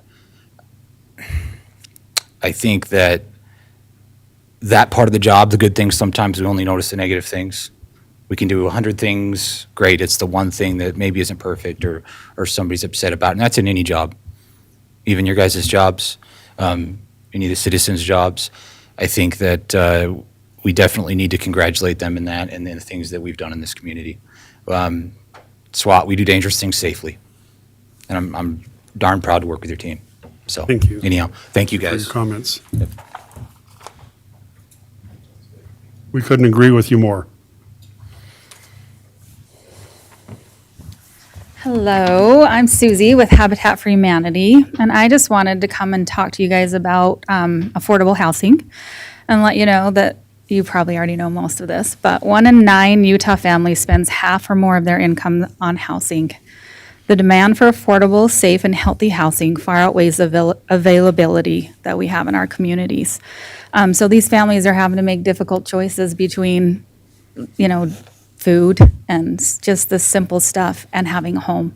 And so Habitat for Humanity of Northern Utah, we're building communities and hope, and we want the hardworking families of our community, Box Elder County, to be able to have a home. And so that's what we're working on. And we know that you guys have a moderate income housing plan that you're working on right now, and we would love to be a part of it and be able to help you to work on getting safe, affordable housing in your community.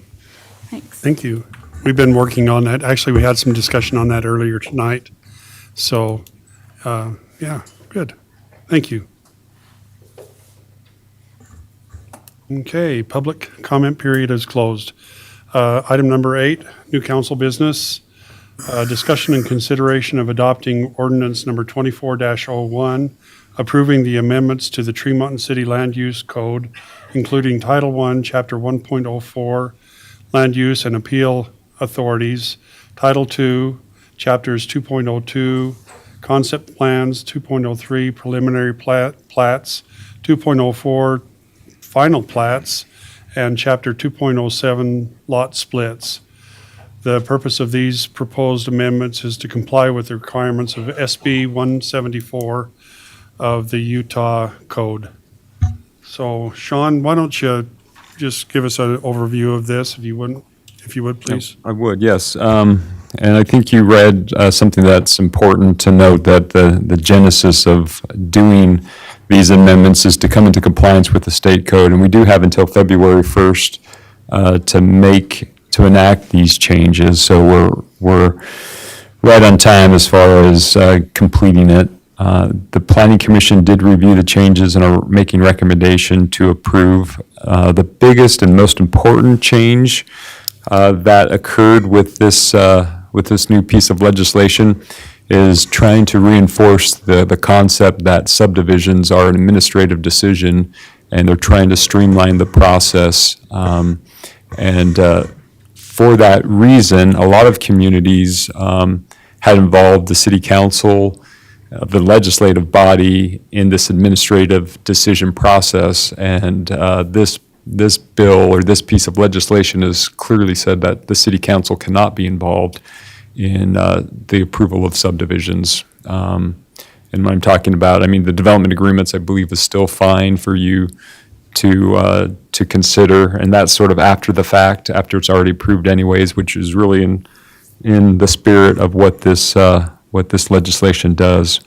Really, Tremont City was actually procedurally doing most of what this legislation required, and so there were not drastic changes in our process and procedure for approving subdivision. We did make one change, which was to have the DRC approve the preliminary plat, where previously it was being done by the Planning Commission.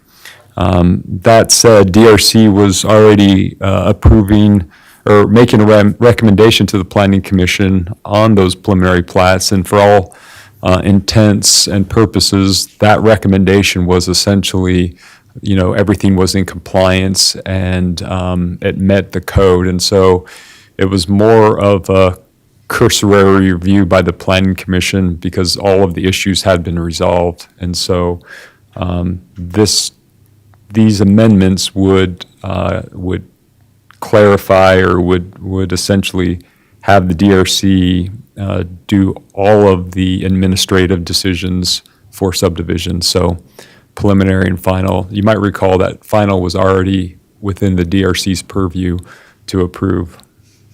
So I think those are the big changes. There were some minor changes that I made since the packet was produced. They're in this version, and I could walk you through them. They came from, Dustin had a few typos that he recommended be cleaned up.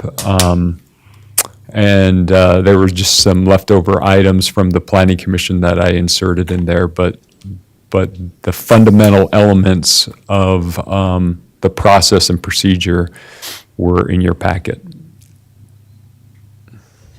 Question? Council, do you have any questions? Question.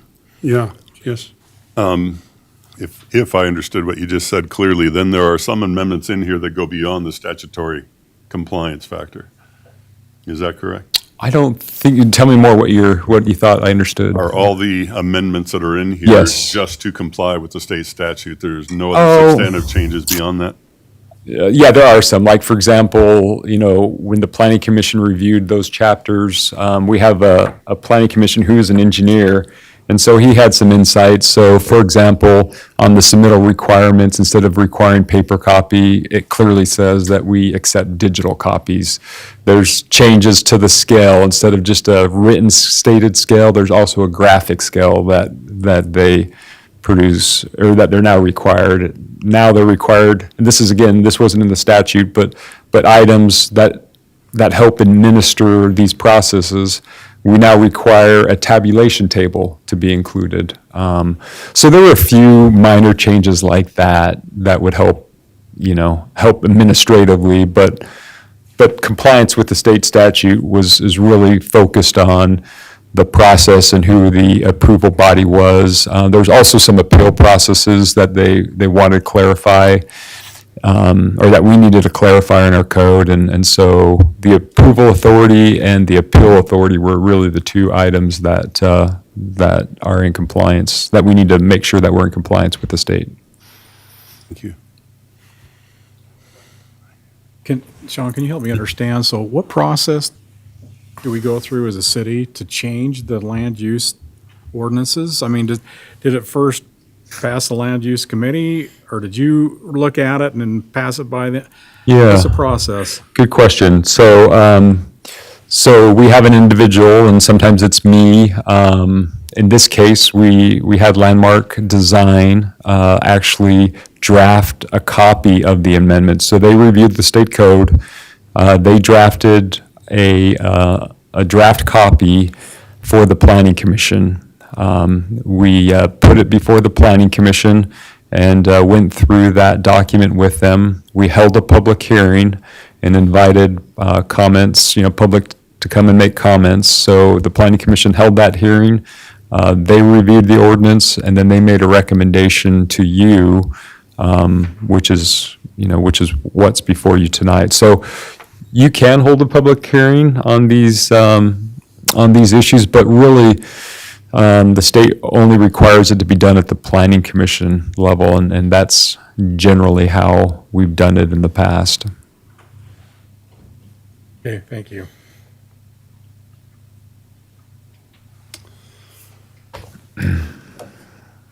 I guess I will entertain a motion on ordinance number 24-01.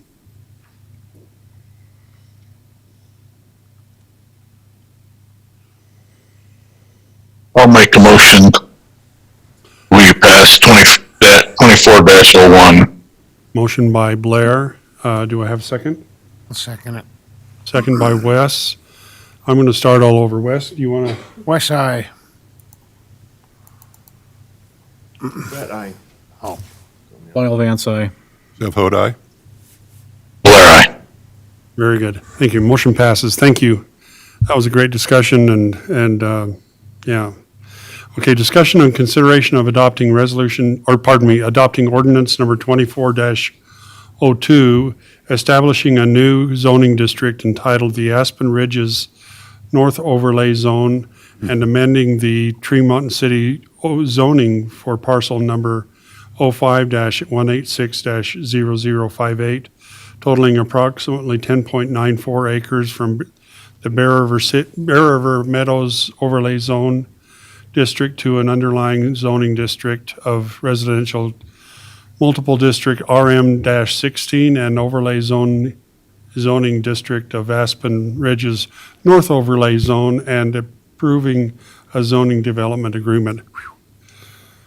Yeah, Okay, that's a mouthful. it is. You did well with it. Holy cats. You want me to go ahead and I was- take it from here? Just catching my breath. Yeah, I understand.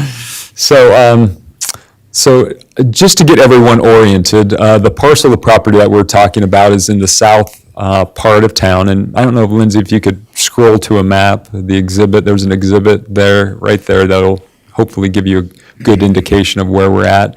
So 6 South is on the north. You have the canal that runs on the other side. That's the railroad tracks. Yep. So on the east side, the west side is bound by railroad tracks. To the south is a development called Aspen Ridge, which has essentially been developed out. So back in May of 2022, the Planning Commission, reviewed and made a recommendation again to the City Council. The City Council zoned that property for additional townhomes. And we did it through an overlay zoning process. The overlay zone process is really specific to a specific development proposal. And so there is a zoning agreement that goes along with that overlay zone, and it was specific to the Bear River Meadows development. Since that time, Aspen Ridge LLC, the development that's been developed to the south, has wanted to develop and expand their project to the north. And so in order to do that successfully, we talked through some of the existing regulations and what needed to be adjusted to actually replicate the Aspen Ridge development on the north parcel of property. And so what's before you tonight is that ordinance that would allow for the development to be replicated on this parcel of property. For example, they have different building plans, and so in order to for them to build their specific plan set, there needed to be some adjustments. One of the big substantive change that I would draw your attention to is Bear River Meadows was not going to provide any on-site amenities, and Aspen Ridge does have amenities on site that this development would actually have access, or these residents would participate on those and benefit from those on-site amenities. So they would join the Aspen Ridge HOA and receive all those benefits and amenities. Previously, the concept was because the developer didn't want to do on-site amenities, they were going to make a contribution to the city above and beyond impact fees for parks. And so what's being contemplated here is that these residents would again use the existing Aspen Ridge. And I have actually, if you're really interested, there's a PowerPoint. I think it's actually teed up. So maybe Lindsay, you could switch to the PowerPoint. You could see what those amenities are. I think Brett and Councilperson Archibald walked through those, the clubhouse amenities. And so, yeah, if you wouldn't mind just clicking on this, these are the homes that would be built there. The nice thing about these homes is they have 2-car garages, and they also have 1-car garages. The floor plan has more flexibility, and it actually attracts different residents at different stages of life, because some are, I believe, they have a basement, but they don't have an upstairs, and I think that lends themselves to attract people who are seniors, and they're larger townhomes. I can't remember the size, the square footage. They also have some smaller ones, the internal units, and you can just see right there, those are just some snapshots of some of the finishes. And that's, this is, I believe, from the internal unit, so it's not at the end where those floor plans are larger. But here's the clubhouse that I mentioned and referenced, and the fitness center. There's the clubhouse itself with the main gathering space that looks onto the pool that you'll see here in a moment. There's the theater room, which the clubhouse and theater room can be scheduled for private use of the residents. And if you go down, you'll take a look at the pool right there. They have a jacuzzi, a swimming pool, and then a child's pool that essentially has a declining entry. I forget how to call it. It's not steps. It just sort of gradually, maybe a zero entry pool essentially, where you just sort of walk in. But it's relatively shallow. I think it's a couple feet at the deepest part of that pool. So it's been a successful project. They've been great developers. So that is what's being proposed. There's actually less density that that would be developed only by, I think, 3 or 4 units overall on that north parcel, replicating the Aspen Ridge building plans. The other thing I was going to mention to you is that this proposal, they would construct the trail from 12th South, Rocket Road, all the way up to 6 South. And that would be an obligation of theirs. The intent is for them to actually construct the trail. There may be some issues that we still need to work out with the canal company. And if that's the case, then they would pay a fee in lieu, the amount that it would cost to construct the trail. Can I say one thing about Aspen Ridge? When they get them things cleaned up, people are moving in. They want a garbage can 3 days before they move in. I don't know if there's any available, if they're pre-sold or what, but I know them guys kind of sweep the garage and somebody moves in the next day. So there's a big need for them. So this overlay is, Aspen Ridge will go all the way up to the 6 South. Yeah, if you scroll, excuse me, if you scroll down or up, there should be a layout. Okay, so click on that first map. So that would be would be developed conceptually on what's called Aspen Ridge North, which is that north parcel of property. And it's essentially their house plans replicated, going north. If you look at the next slide, Lindsay, that'll show you how Aspen Ridge is currently developed, and they have it a little further where they show the house plans. That's the different colors and different models. And then if you go to the next slide, you'll see them side by side and how they fit together. Aspen Ridge, yeah, what's that? That's exciting compared to what they wanted to put in there.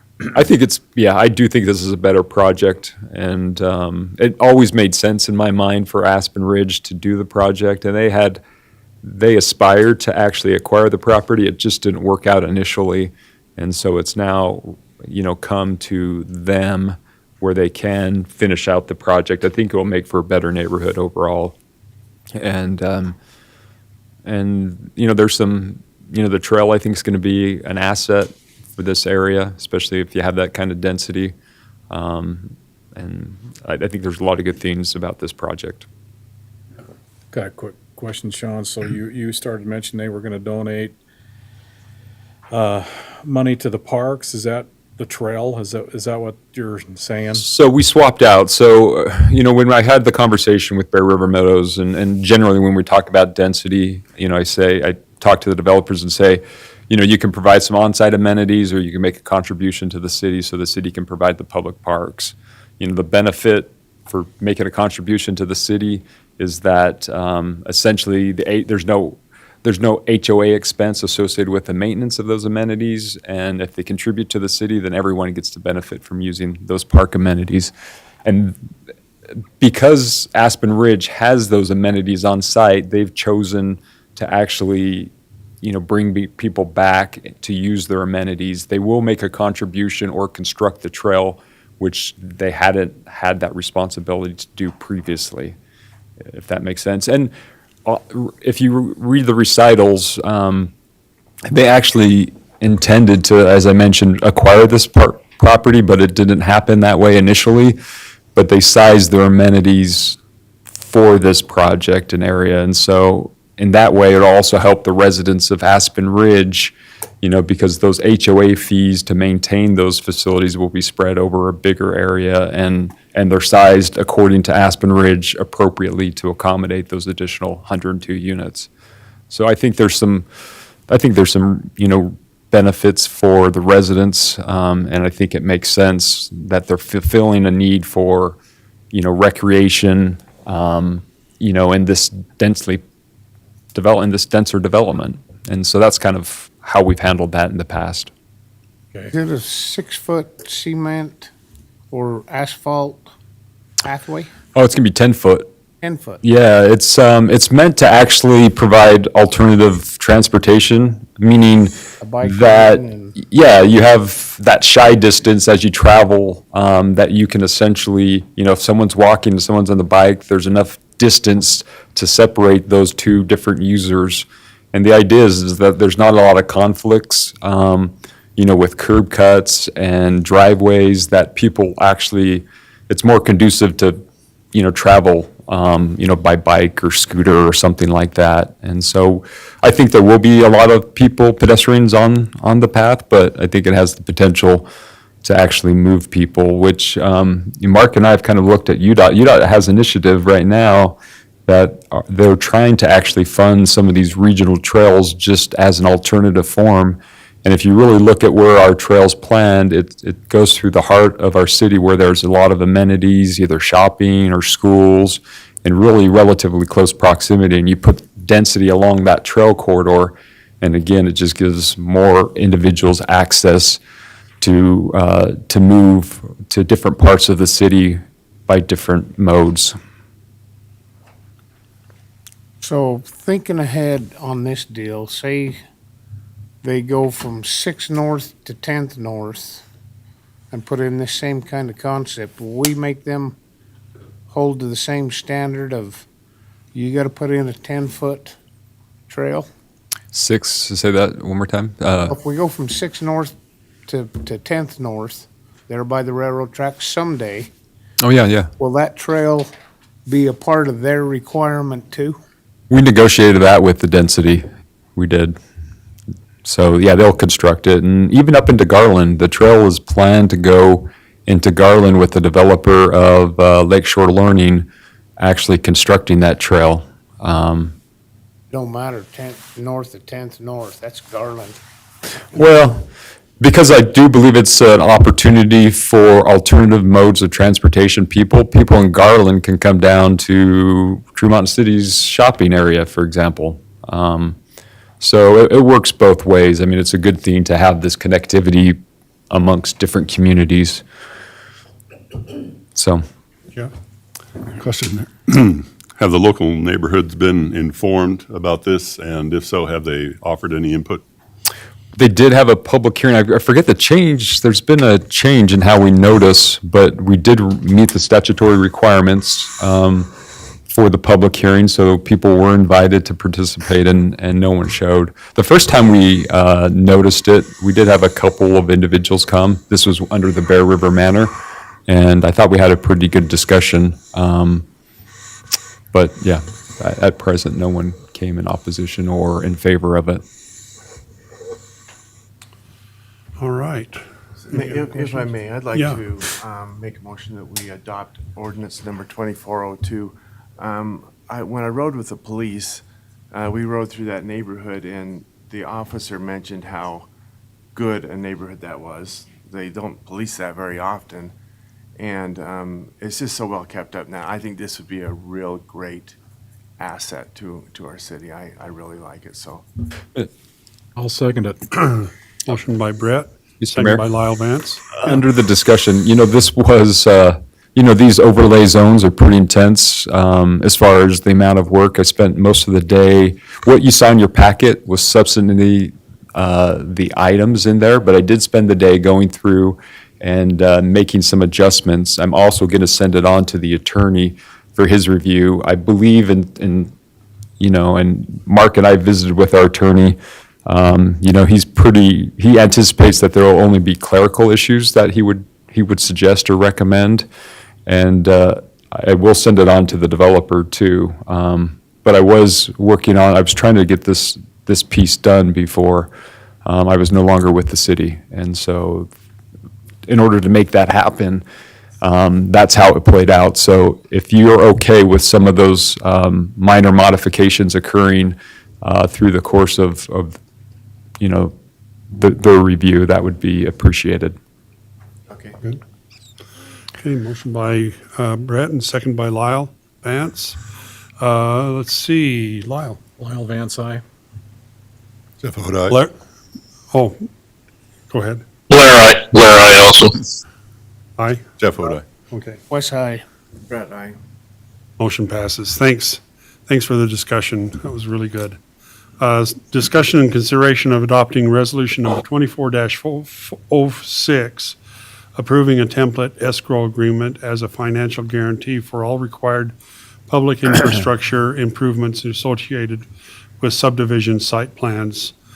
This has Sean. And Councilperson Vance also helped on this. Okay, good. I think in finding out what Councilperson Vance found out and reconciling what was included in the language, we believe that, the city is in a good spot. I actually did have Dustin, based on your thought, review it one more time, and he found the agreement to be in order and ready for consideration. Yeah, I was concerned, and it was tabled because I've seen several of these fail before the city was done. And the city got left holding the bag with these letters of credits. And so my concern was if these expired before the projects were completed. And these escrows, as long as Tremont makes sure that the escrows can't expire, then we'll be just fine. I'm going to go ahead and make the motion that we adopt Resolution 24-06. I second it. Motion by Lyle Vance, second by Blair Westergaard. Let's see, Jeff? Jeff Hoda. West High. Brett, aye.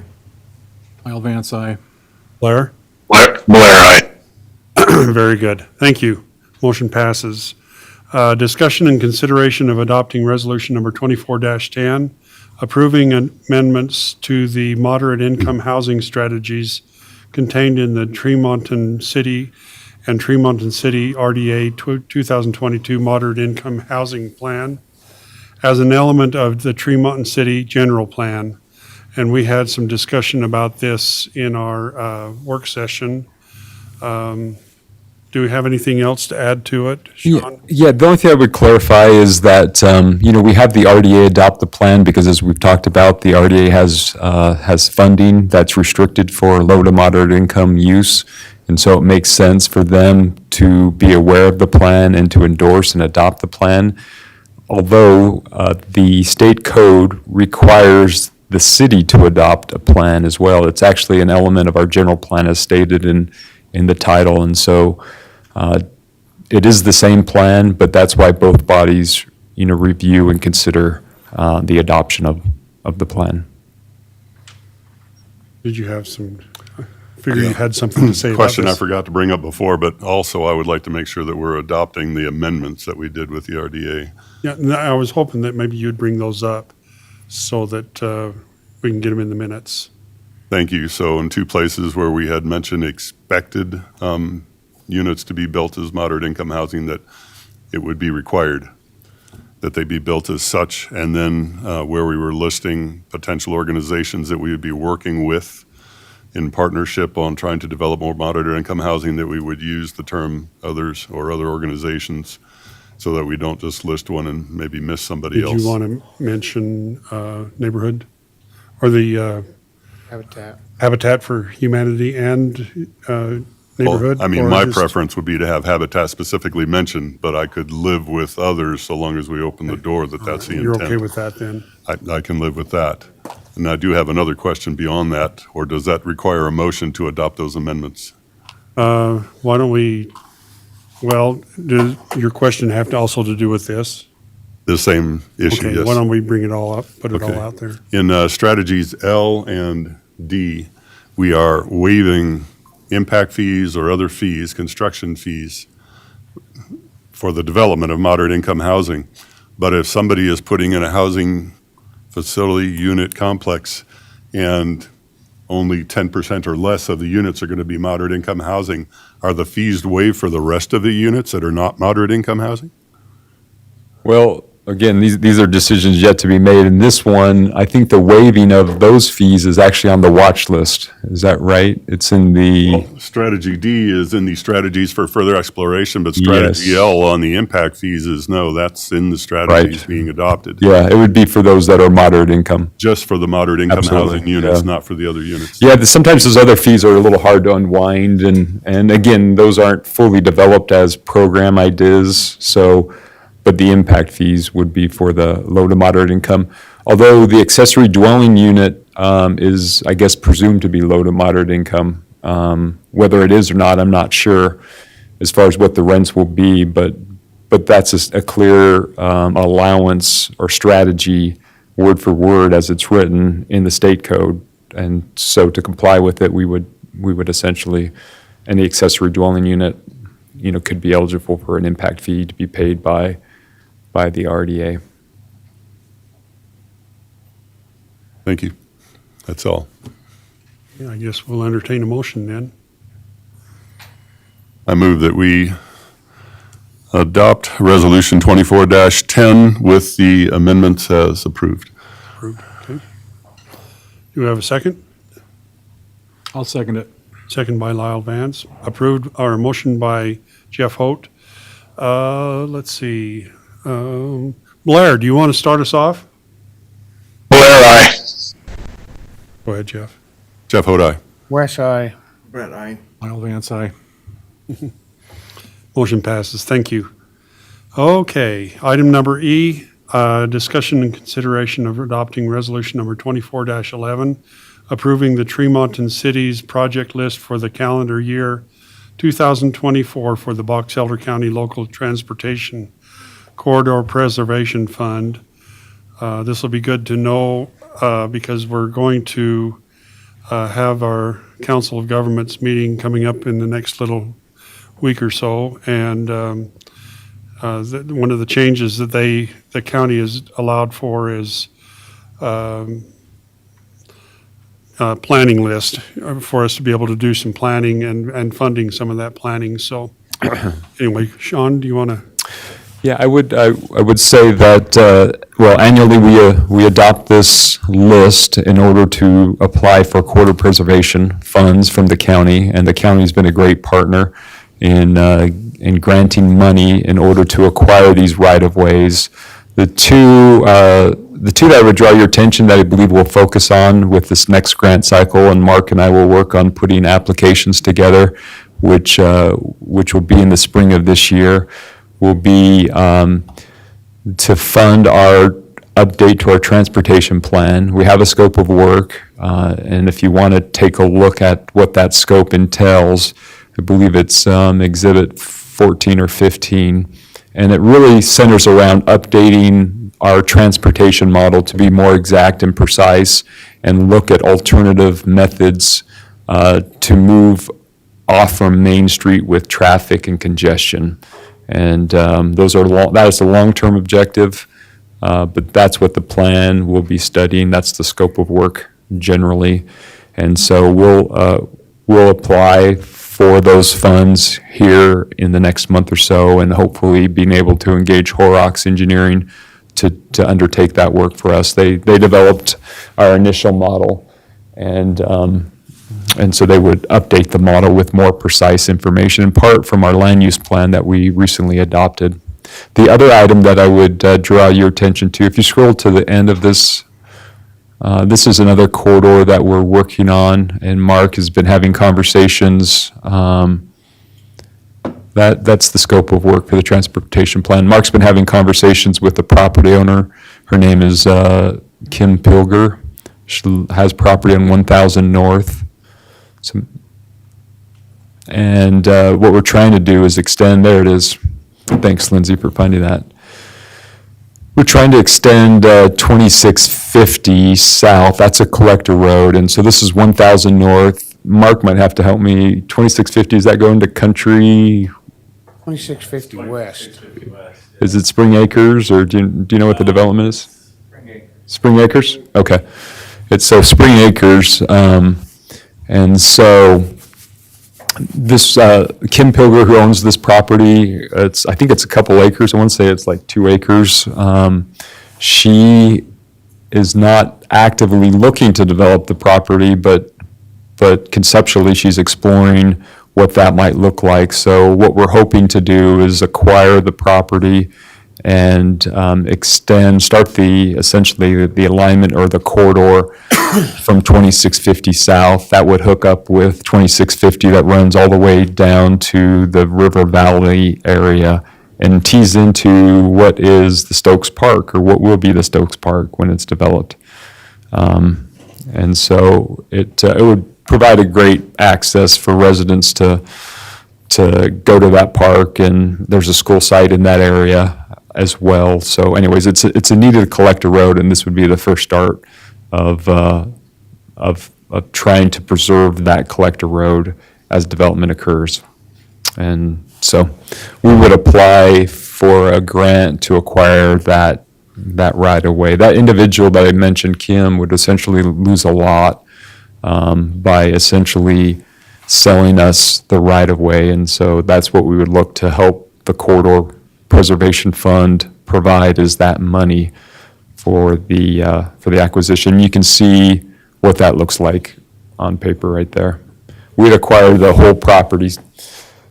There's going to be a little remnant parcel unless we buy all of it to a property line. So we would purchase all of it, even though some of it would not be used within the right of way. They would have to figure out what to do with that parcel. Council, any questions? All right, then, we'll entertain a motion on resolution number 24-11. I'll make a motion, we adopt resolution 24-11. Motion by Wes. Do we have a second? Second by Brett. All in favor? Let's see. Gosh. Wes, aye. Let's go ahead, Wes. Thank you. Vance, aye. Blair, aye. Jeff Hodi. Thank you. Thanks, Wes, for getting me. Now I'm reset now, so we're good. All right. Item number F, discussion and consideration of adopting resolution number 24-12, appointing Mark Christensen as the city manager and approving the terms and conditions of a city manager agreement between Tremonton City and Mark Christensen.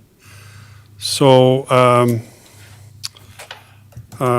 we sort of have, correct me if I'm miss on some of this, Mark. So there was a concern that in the contract that the city manager, it's stated in there that they need to be living in Tremonton, be a resident of Tremonton, and that the terms of with Sean, we have, is it a 4-year or 4-year? 5 years? A 5-year term, and then we have to renew the contract every 5 years. With Mark, the proposal is just to have it indeterminate, and so it would be, it would go on. We don't have to renew it every 5 years.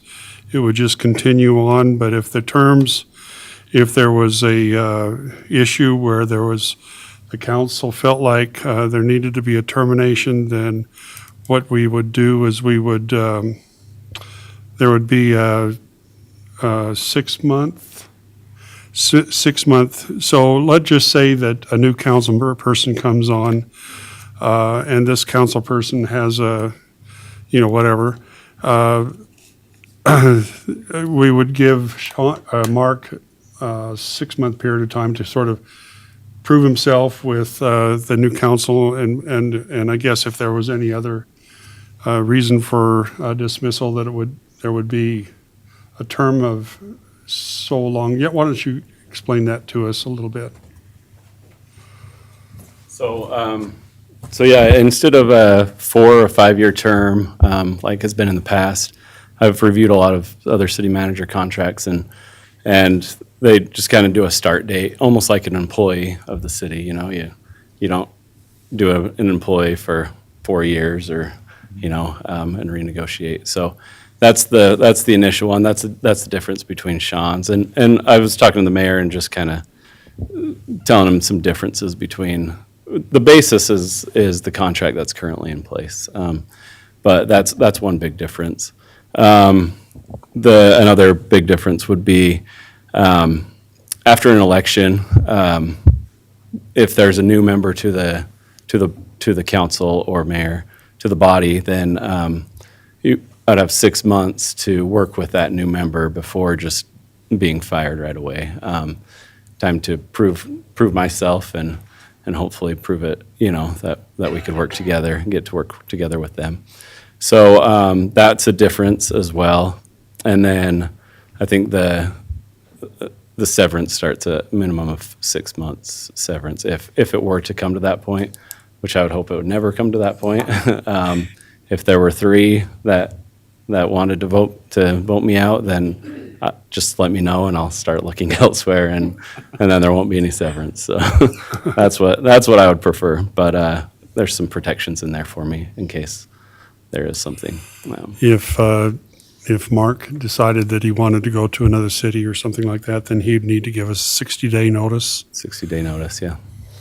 And then the residency requirement, currently in the ordinance, there's no residency requirement for the city manager, but I have it on my task to-do list because I know that there's some strong feeling amongst the council that we put that residency requirement back into the ordinance, and I'll be happy to stay in Tree Mountain for the term of my employment. Your house is only burned once. What happened, Mark? Huh? Yeah, I tried to burn You're it not down, going and I'm nowhere. still here. So, but I've been really gracious at the opportunity that Tree Mountain City has given me for the last 15 years, starting as a recreation coordinator and then helping me through school, becoming a public administration, and I wish Sean was still here. It's not the circumstance that I wanted it to happen, but I'm grateful that the council would consider this. So, With that, can I make a motion that we adopt number 24? Go ahead. 24. Sorry, had a question whenever the time is Oh, yeah, appropriate. absolutely. And I don't know if this is a closed session question, but I'll ask, how are the pay and benefits determined? It's, well, yeah, I think this is something that it would not be a closed session issue. We're talking about public money and that kind of thing. So the suggestion is that we go with the same rate, same pay scale as Sean.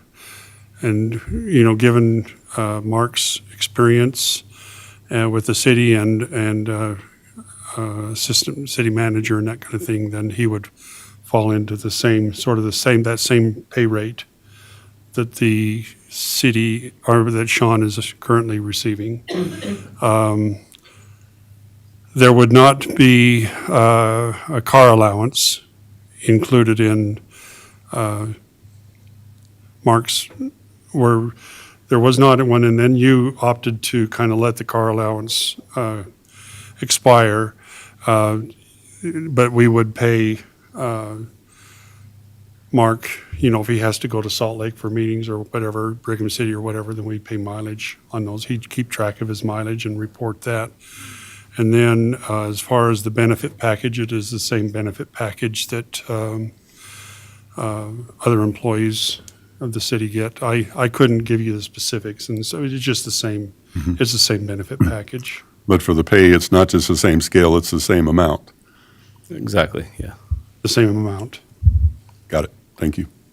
same amount. I have a question. Can I, Yeah, sure. before we pass this thing has moved a lot quicker than I thought it would. And don't get me wrong, Mark. I think you're perfect for this situation. Finances and that type of stuff is your alley. I know you can work with people well, but I'm still concerned if we've got a planner or not coming down the road. And it was my understanding that we were going to hold off on hiring until we knew if we had a planner in place. How are we with the planner? We've made a conditional offer to a planner. We made it the day before he went on vacation, he went on vacation on Friday. Didn't hear back from him. He wanted to discuss it with his wife, and he seemed, I mean, he's the one who approached us. It seemed promising. So we don't know exactly where we're at in the in the middle of it. I'm thrilled that you're staying with us and that type of stuff, but I wish we could have been more in the planning and discussion part of this. This has moved without us knowing what's going on. I've said enough. With the planner, I think the one concern that I have, I don't know if this is going to be the case or not, what we're offering him is about the same amount that his previous employer has been paying him. And so I'm just a little concerned that for some reason he might say, well, I might as well just stay where I'm at. That would be the only concern I have at this point.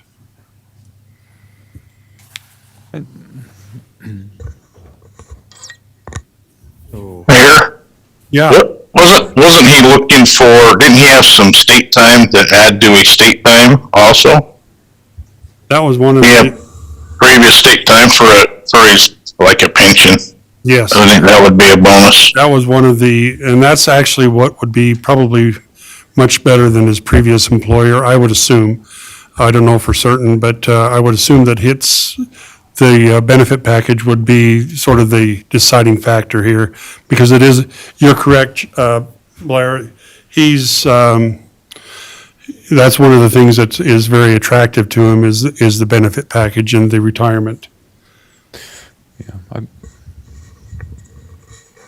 Mr. Mayor, if I could, I would just, I think one thing just to put it in context is you're hiring a city manager, and, I kind of worked my way down to be the planner because there was no one else to do that work.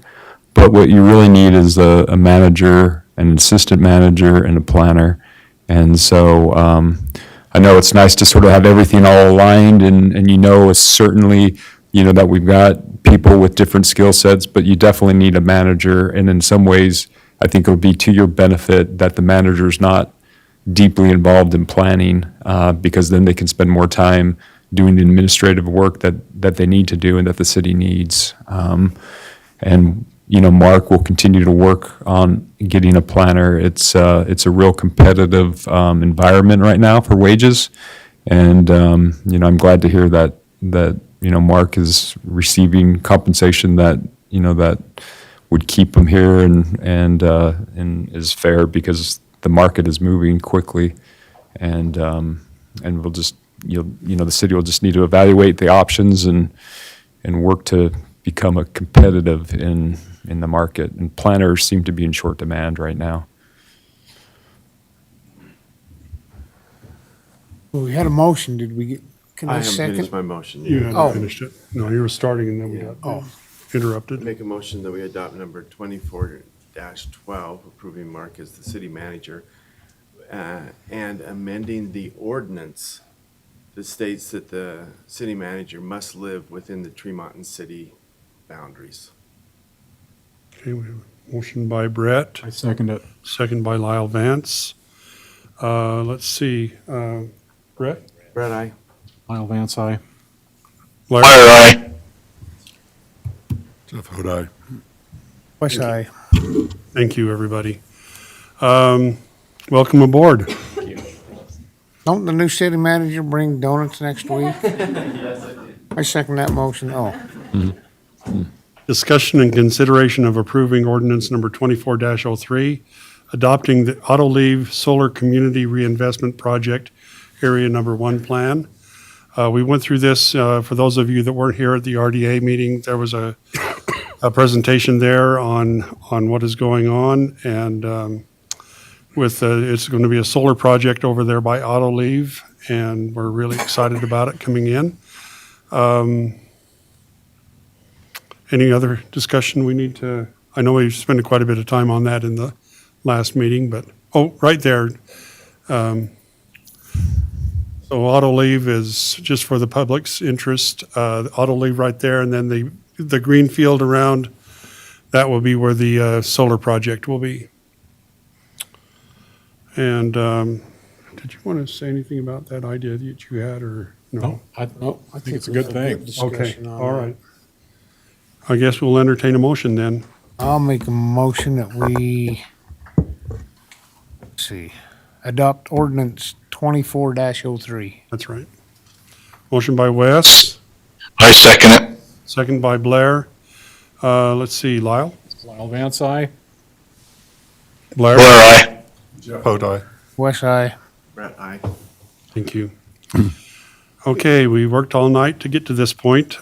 Discussion and consideration of adopting resolution number 24-13, approving an interlocal cooperation agreement with Tremont City Redevelopment Agency regarding the tax increment funding in the Autoliv Solar Community Reinvestment Project Area Number 1.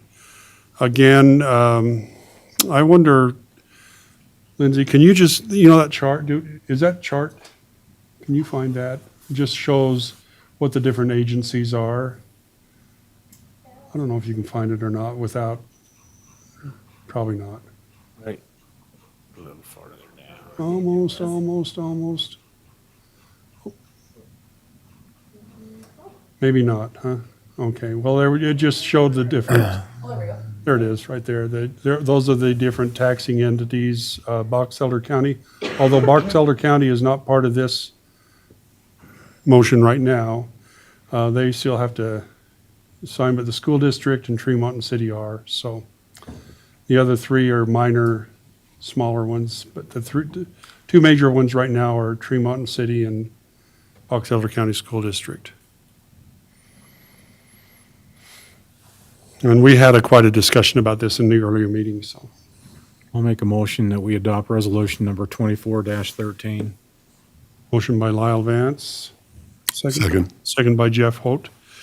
Okay, let's see. I think, Blair, you're up. Blair, aye.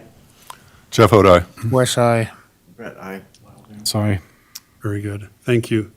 Motion passes. That completes our council business for this evening. We have had kind of one change to the agenda. We decided to have a consent agenda item, and this would be in this case, it's just the financial statements in the warrant register. We can approve these all at once with one motion, with a motion to adopt the consent agenda. I make a motion, we adopt the consent agenda. I second it. Motion by Brett, second by Lyle. Jeff, you're up. Jeff Odi. West Eye. Brett, aye. Lyle Vance, aye. Blair, aye. Very good. Thanks, everybody. Calendar items. Do we review the calendar coming up?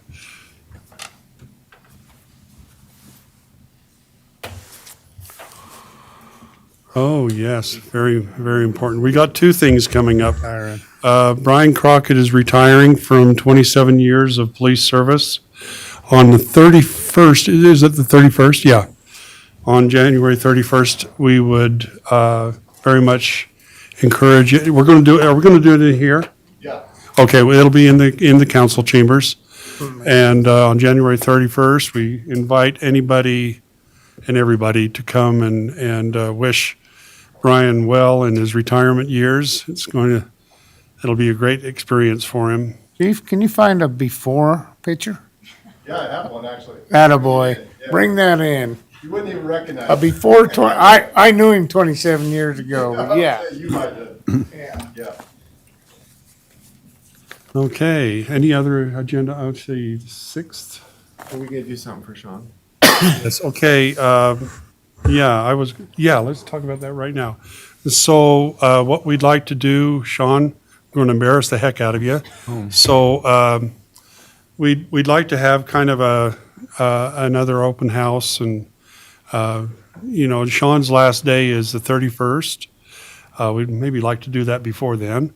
And invite the public. We'd have a little get together here and got some things for you and have the public come and wish you well.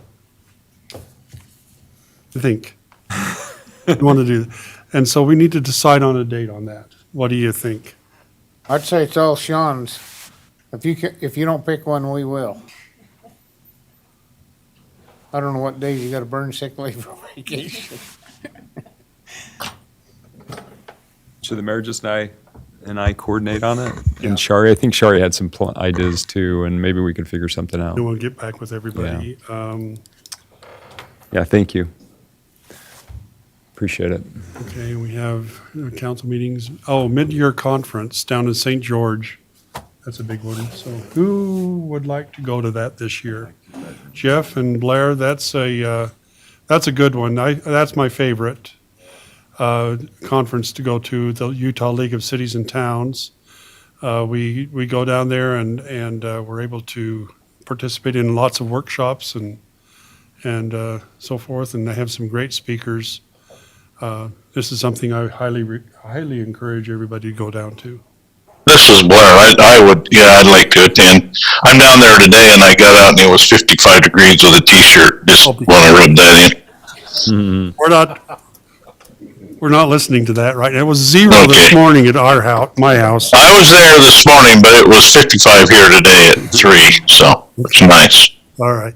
I'm in, Lindsay. But, just let Lindsay know on that. Are there any other calendar items we need to? Okay. Sean, do you have any administrative reports or DRC reports for us? We're meeting tomorrow with Jack in the Box and hope to make progress on that proposal. And I just got an email from Marcia Menlove. She's getting ready to record potentially her development, which is the Bear River Manor. It's the redevelopment of the hospital and townhomes that surround the old hospital on 6 North. Otherwise, I don't think there's any other administrative items. Mark, did you have anything to add to that? Okay, department head reports. Paul, do you have anything for us tonight? I want to just tell you thank you for the great job your crew did clearing the streets. That was quite a storm, and it took them a couple of times to get over it, but we appreciate the roads look good, and people just need to realize they got to drive under winter driving conditions, and some places the intersections are still slick, and we just need to drive accordingly. Paul,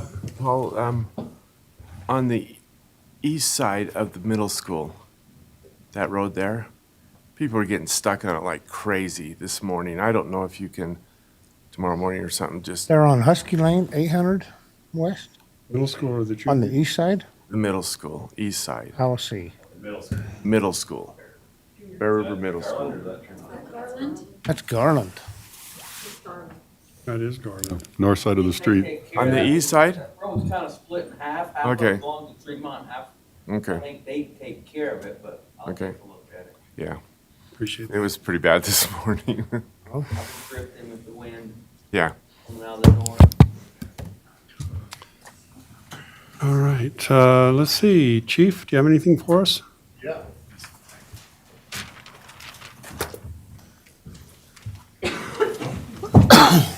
All right, just a couple of things real quick. I did apply for, it's called an MRAP. It's basically an armored vehicle through the Department of Justice.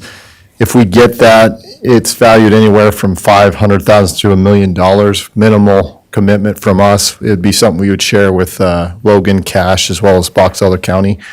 Very early in the process, but once the application is accepted, we'll be number 2 on that list, which would be really, really good for all the SWAT teams in Box Elder as well as Cash and Logan. So I'll keep you appraised to that. If it comes down to it, we'll work it out, I guess, with Mark as far as if we need funding for that. It's pretty minimal, though.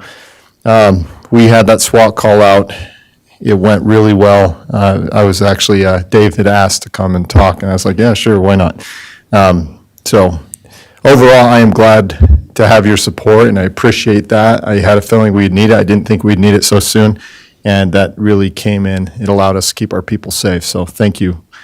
I want to follow up. I know Brett and the mayor had some questions when we had talked about statistics. I checked into that software. It's pretty expensive. It's $30,000 for 3 years. They won't really budge on the price. I tried to negotiate a little bit. I'm okay holding off. We'll find other ways to track using the capabilities we have. Basically, it would allow us to target our hotspots in our community. I think we can already do that pretty well, just with the call volume and the experience. As we grow, it might be something to look at. We've had 2 search warrants this month. I text you on the one. Pretty good felony arrests this month as well. It's been actually really busy, so we're taking care of business. One thing I want to bring up is legislation SB 124. It's basically a requirement towards the end of the year that's going to require that police departments have an early intervention software. Basically what that is it will flag us as administrators if something happens. There's a trend with a certain officer or something like that, so we can intervene if there's a potential of training needs for force or things like that.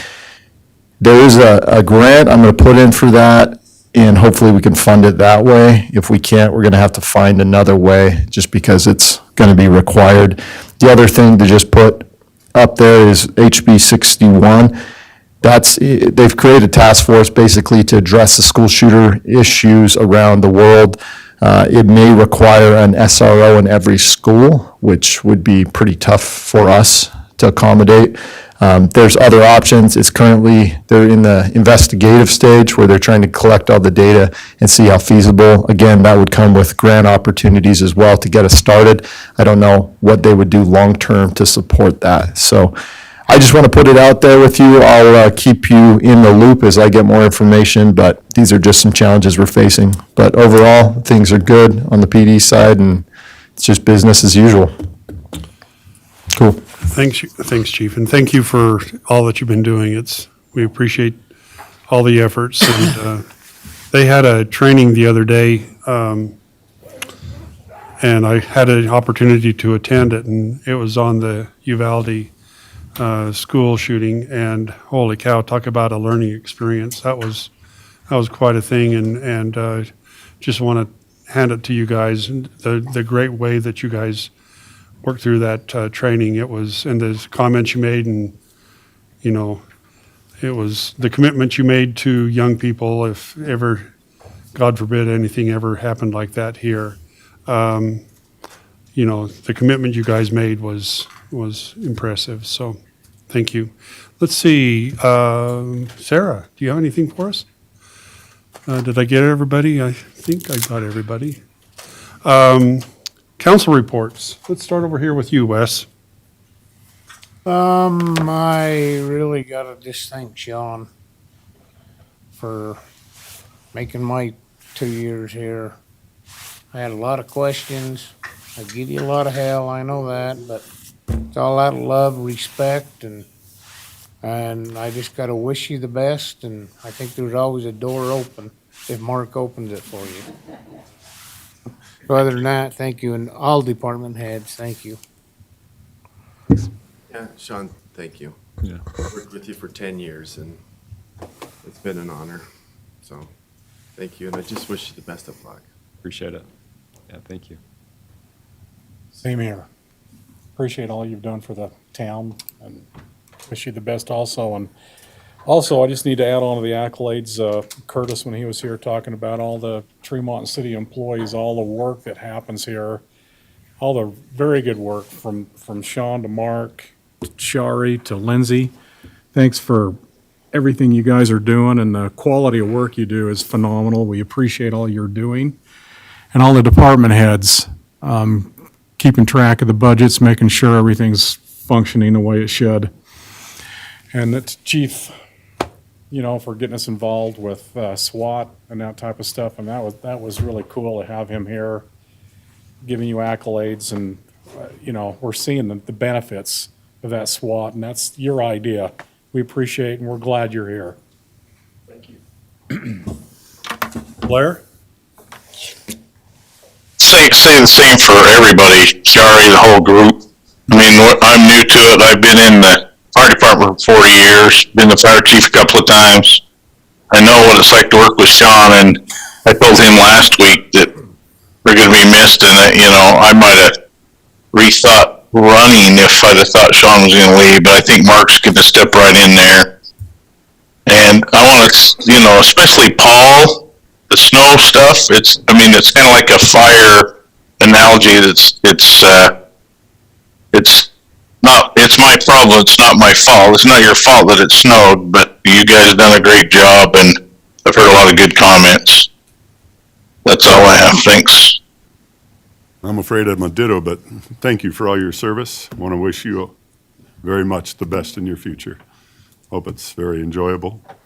Kudos to police and fire, keeping us informed. Appreciate that very much. Great information, good responses, everything handled well. The snow plows, I pay the most attention, particularly around my subdivision. Boy, the guy you got who's doing that area, kudos. Doing a wonderful job. And just the services in general. I've been trying to meet with all the department heads so I get a little more educated and I can hopefully then serve better in this position. Paul, I'd like to set up an appointment with you and with you. We haven't set that appointment up either, but I've either already met with the others or have appointments with them, so. Well, is that everything? I too, I just want to add my comments to a long list of comments already. I was one that had the fortunate opportunity to offer Sean the job way back when. Mayor Weiss allowed me to offer the job to Sean, and ever since we've had a close friendship ever since, and been through a lot of ups and downs and ins and outs, and I just appreciate Sean's knowledge. I appreciate his ability to communicate and to share, complicated things with us and and help us to understand them. So we wish you the very, very best as you go on to something new in your life, and I'm sure that you're always welcome to come back and visit, and we'll probably be giving you plenty of phone calls and questions and everything else. But I just appreciate your friendship and appreciate being able to work with you these many years. It's been great. Had one other comment. Christy kind of brought up something a little bit earlier about, why, we were talking about Midland Square. This is something we have talked about several times in our council meetings. The problem is that hardly anybody shows up. And these are public meetings, and these are times when we can discuss and that kind of thing, and get, we are a public body, and we serve the community. That's what you voted us in to do, is to make decisions and serve the community to the best of our ability. One thing that I suggest, I got to thinking about though, is Jeff has sort of put together this town hall meeting, which I think is a great idea. And what I would suggest, however, is that this is something that probably, we're all serving on the body, on the council body. And this might be an opportunity for us to provide another, Jeff, it's a great idea. So this coming up and having these town halls, what I would suggest that we do, I think you've got one scheduled for the 7th. It's not a official public. It's a meeting with the public. Although it's mentioned that, it's mentioned as a town hall, Tremont City Town Hall and all that kind of thing. I would suggest what we do, and if the council would agree with me, is that we rethink that through, and let's have a town hall. Let's have people come, and we want, Christie, we want people to come and talk to us.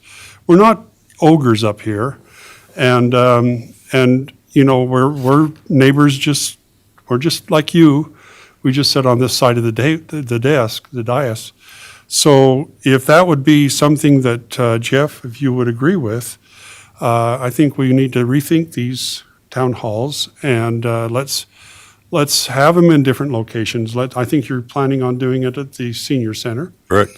And, maybe what we can do is we can go to different places, and, but the main thing is we need city input. We need community input, and what we're not getting is community input, except for when there's a problem, and then everybody comes out of the woodwork, and it's sort of like I'm sure Blair would have some sort of a EMS analogy that would work for this, but we need to be doing this planning all together. This is our community. And we need to talk about what works and what doesn't work, and what we can do and what we can't do, and all of that thing. So if that's agreeable with you, I would suggest, I don't know about this next one, maybe you're. No, I'm going to follow through with the first one. It's advertised even on the radio today, as well as other venues. So what we can do is I'd like to attend, and we can have, I think before, we can have 3 council members and a mayor, or No. Just 2 council members, no, 3 total. 3 total. And so what we do is maybe there'll be a couple of us come and pitch in, but I would highly recommend that what we do is we take this idea of yours and we move this to full council sort of a thing, so we can hear, everybody can hear what's going on, and we can all input and have this discussion all together. As you and I had discussed before, that was my hope, is that it would evolve. So I could start it, I have no idea what the turnout will be. Is it Well, 2 we'll people, find is it out, 100 won't we? people? I have no idea, but We'll find out. But And, my wish was that it would evolve into that, to where we get the public used to coming to these, and the full council could then hold an official town meeting. Very good. Town hall meeting. 2 of you can be there. Because 3, we checked with the attorney, we can have 3. 4 is a quorum, because the mayor's position counts. Yeah, and so we can have 2 individuals, plus Jeff will already be there. I'd like to be there, so maybe one other person. That's my understanding, that if there's 3 people there, it's a We- public meeting. We've checked with the city attorney, we have it in writing, it's It confirmed. has to be a majority. Well, we have 5, so Three's the one of those majority. one of those people can be. 3's the majority. It's not because the mayor's position counts. But if I went and Lyle went and you went, is that 3? It's a 6-member council is Correct. what you have. And we can send you the email.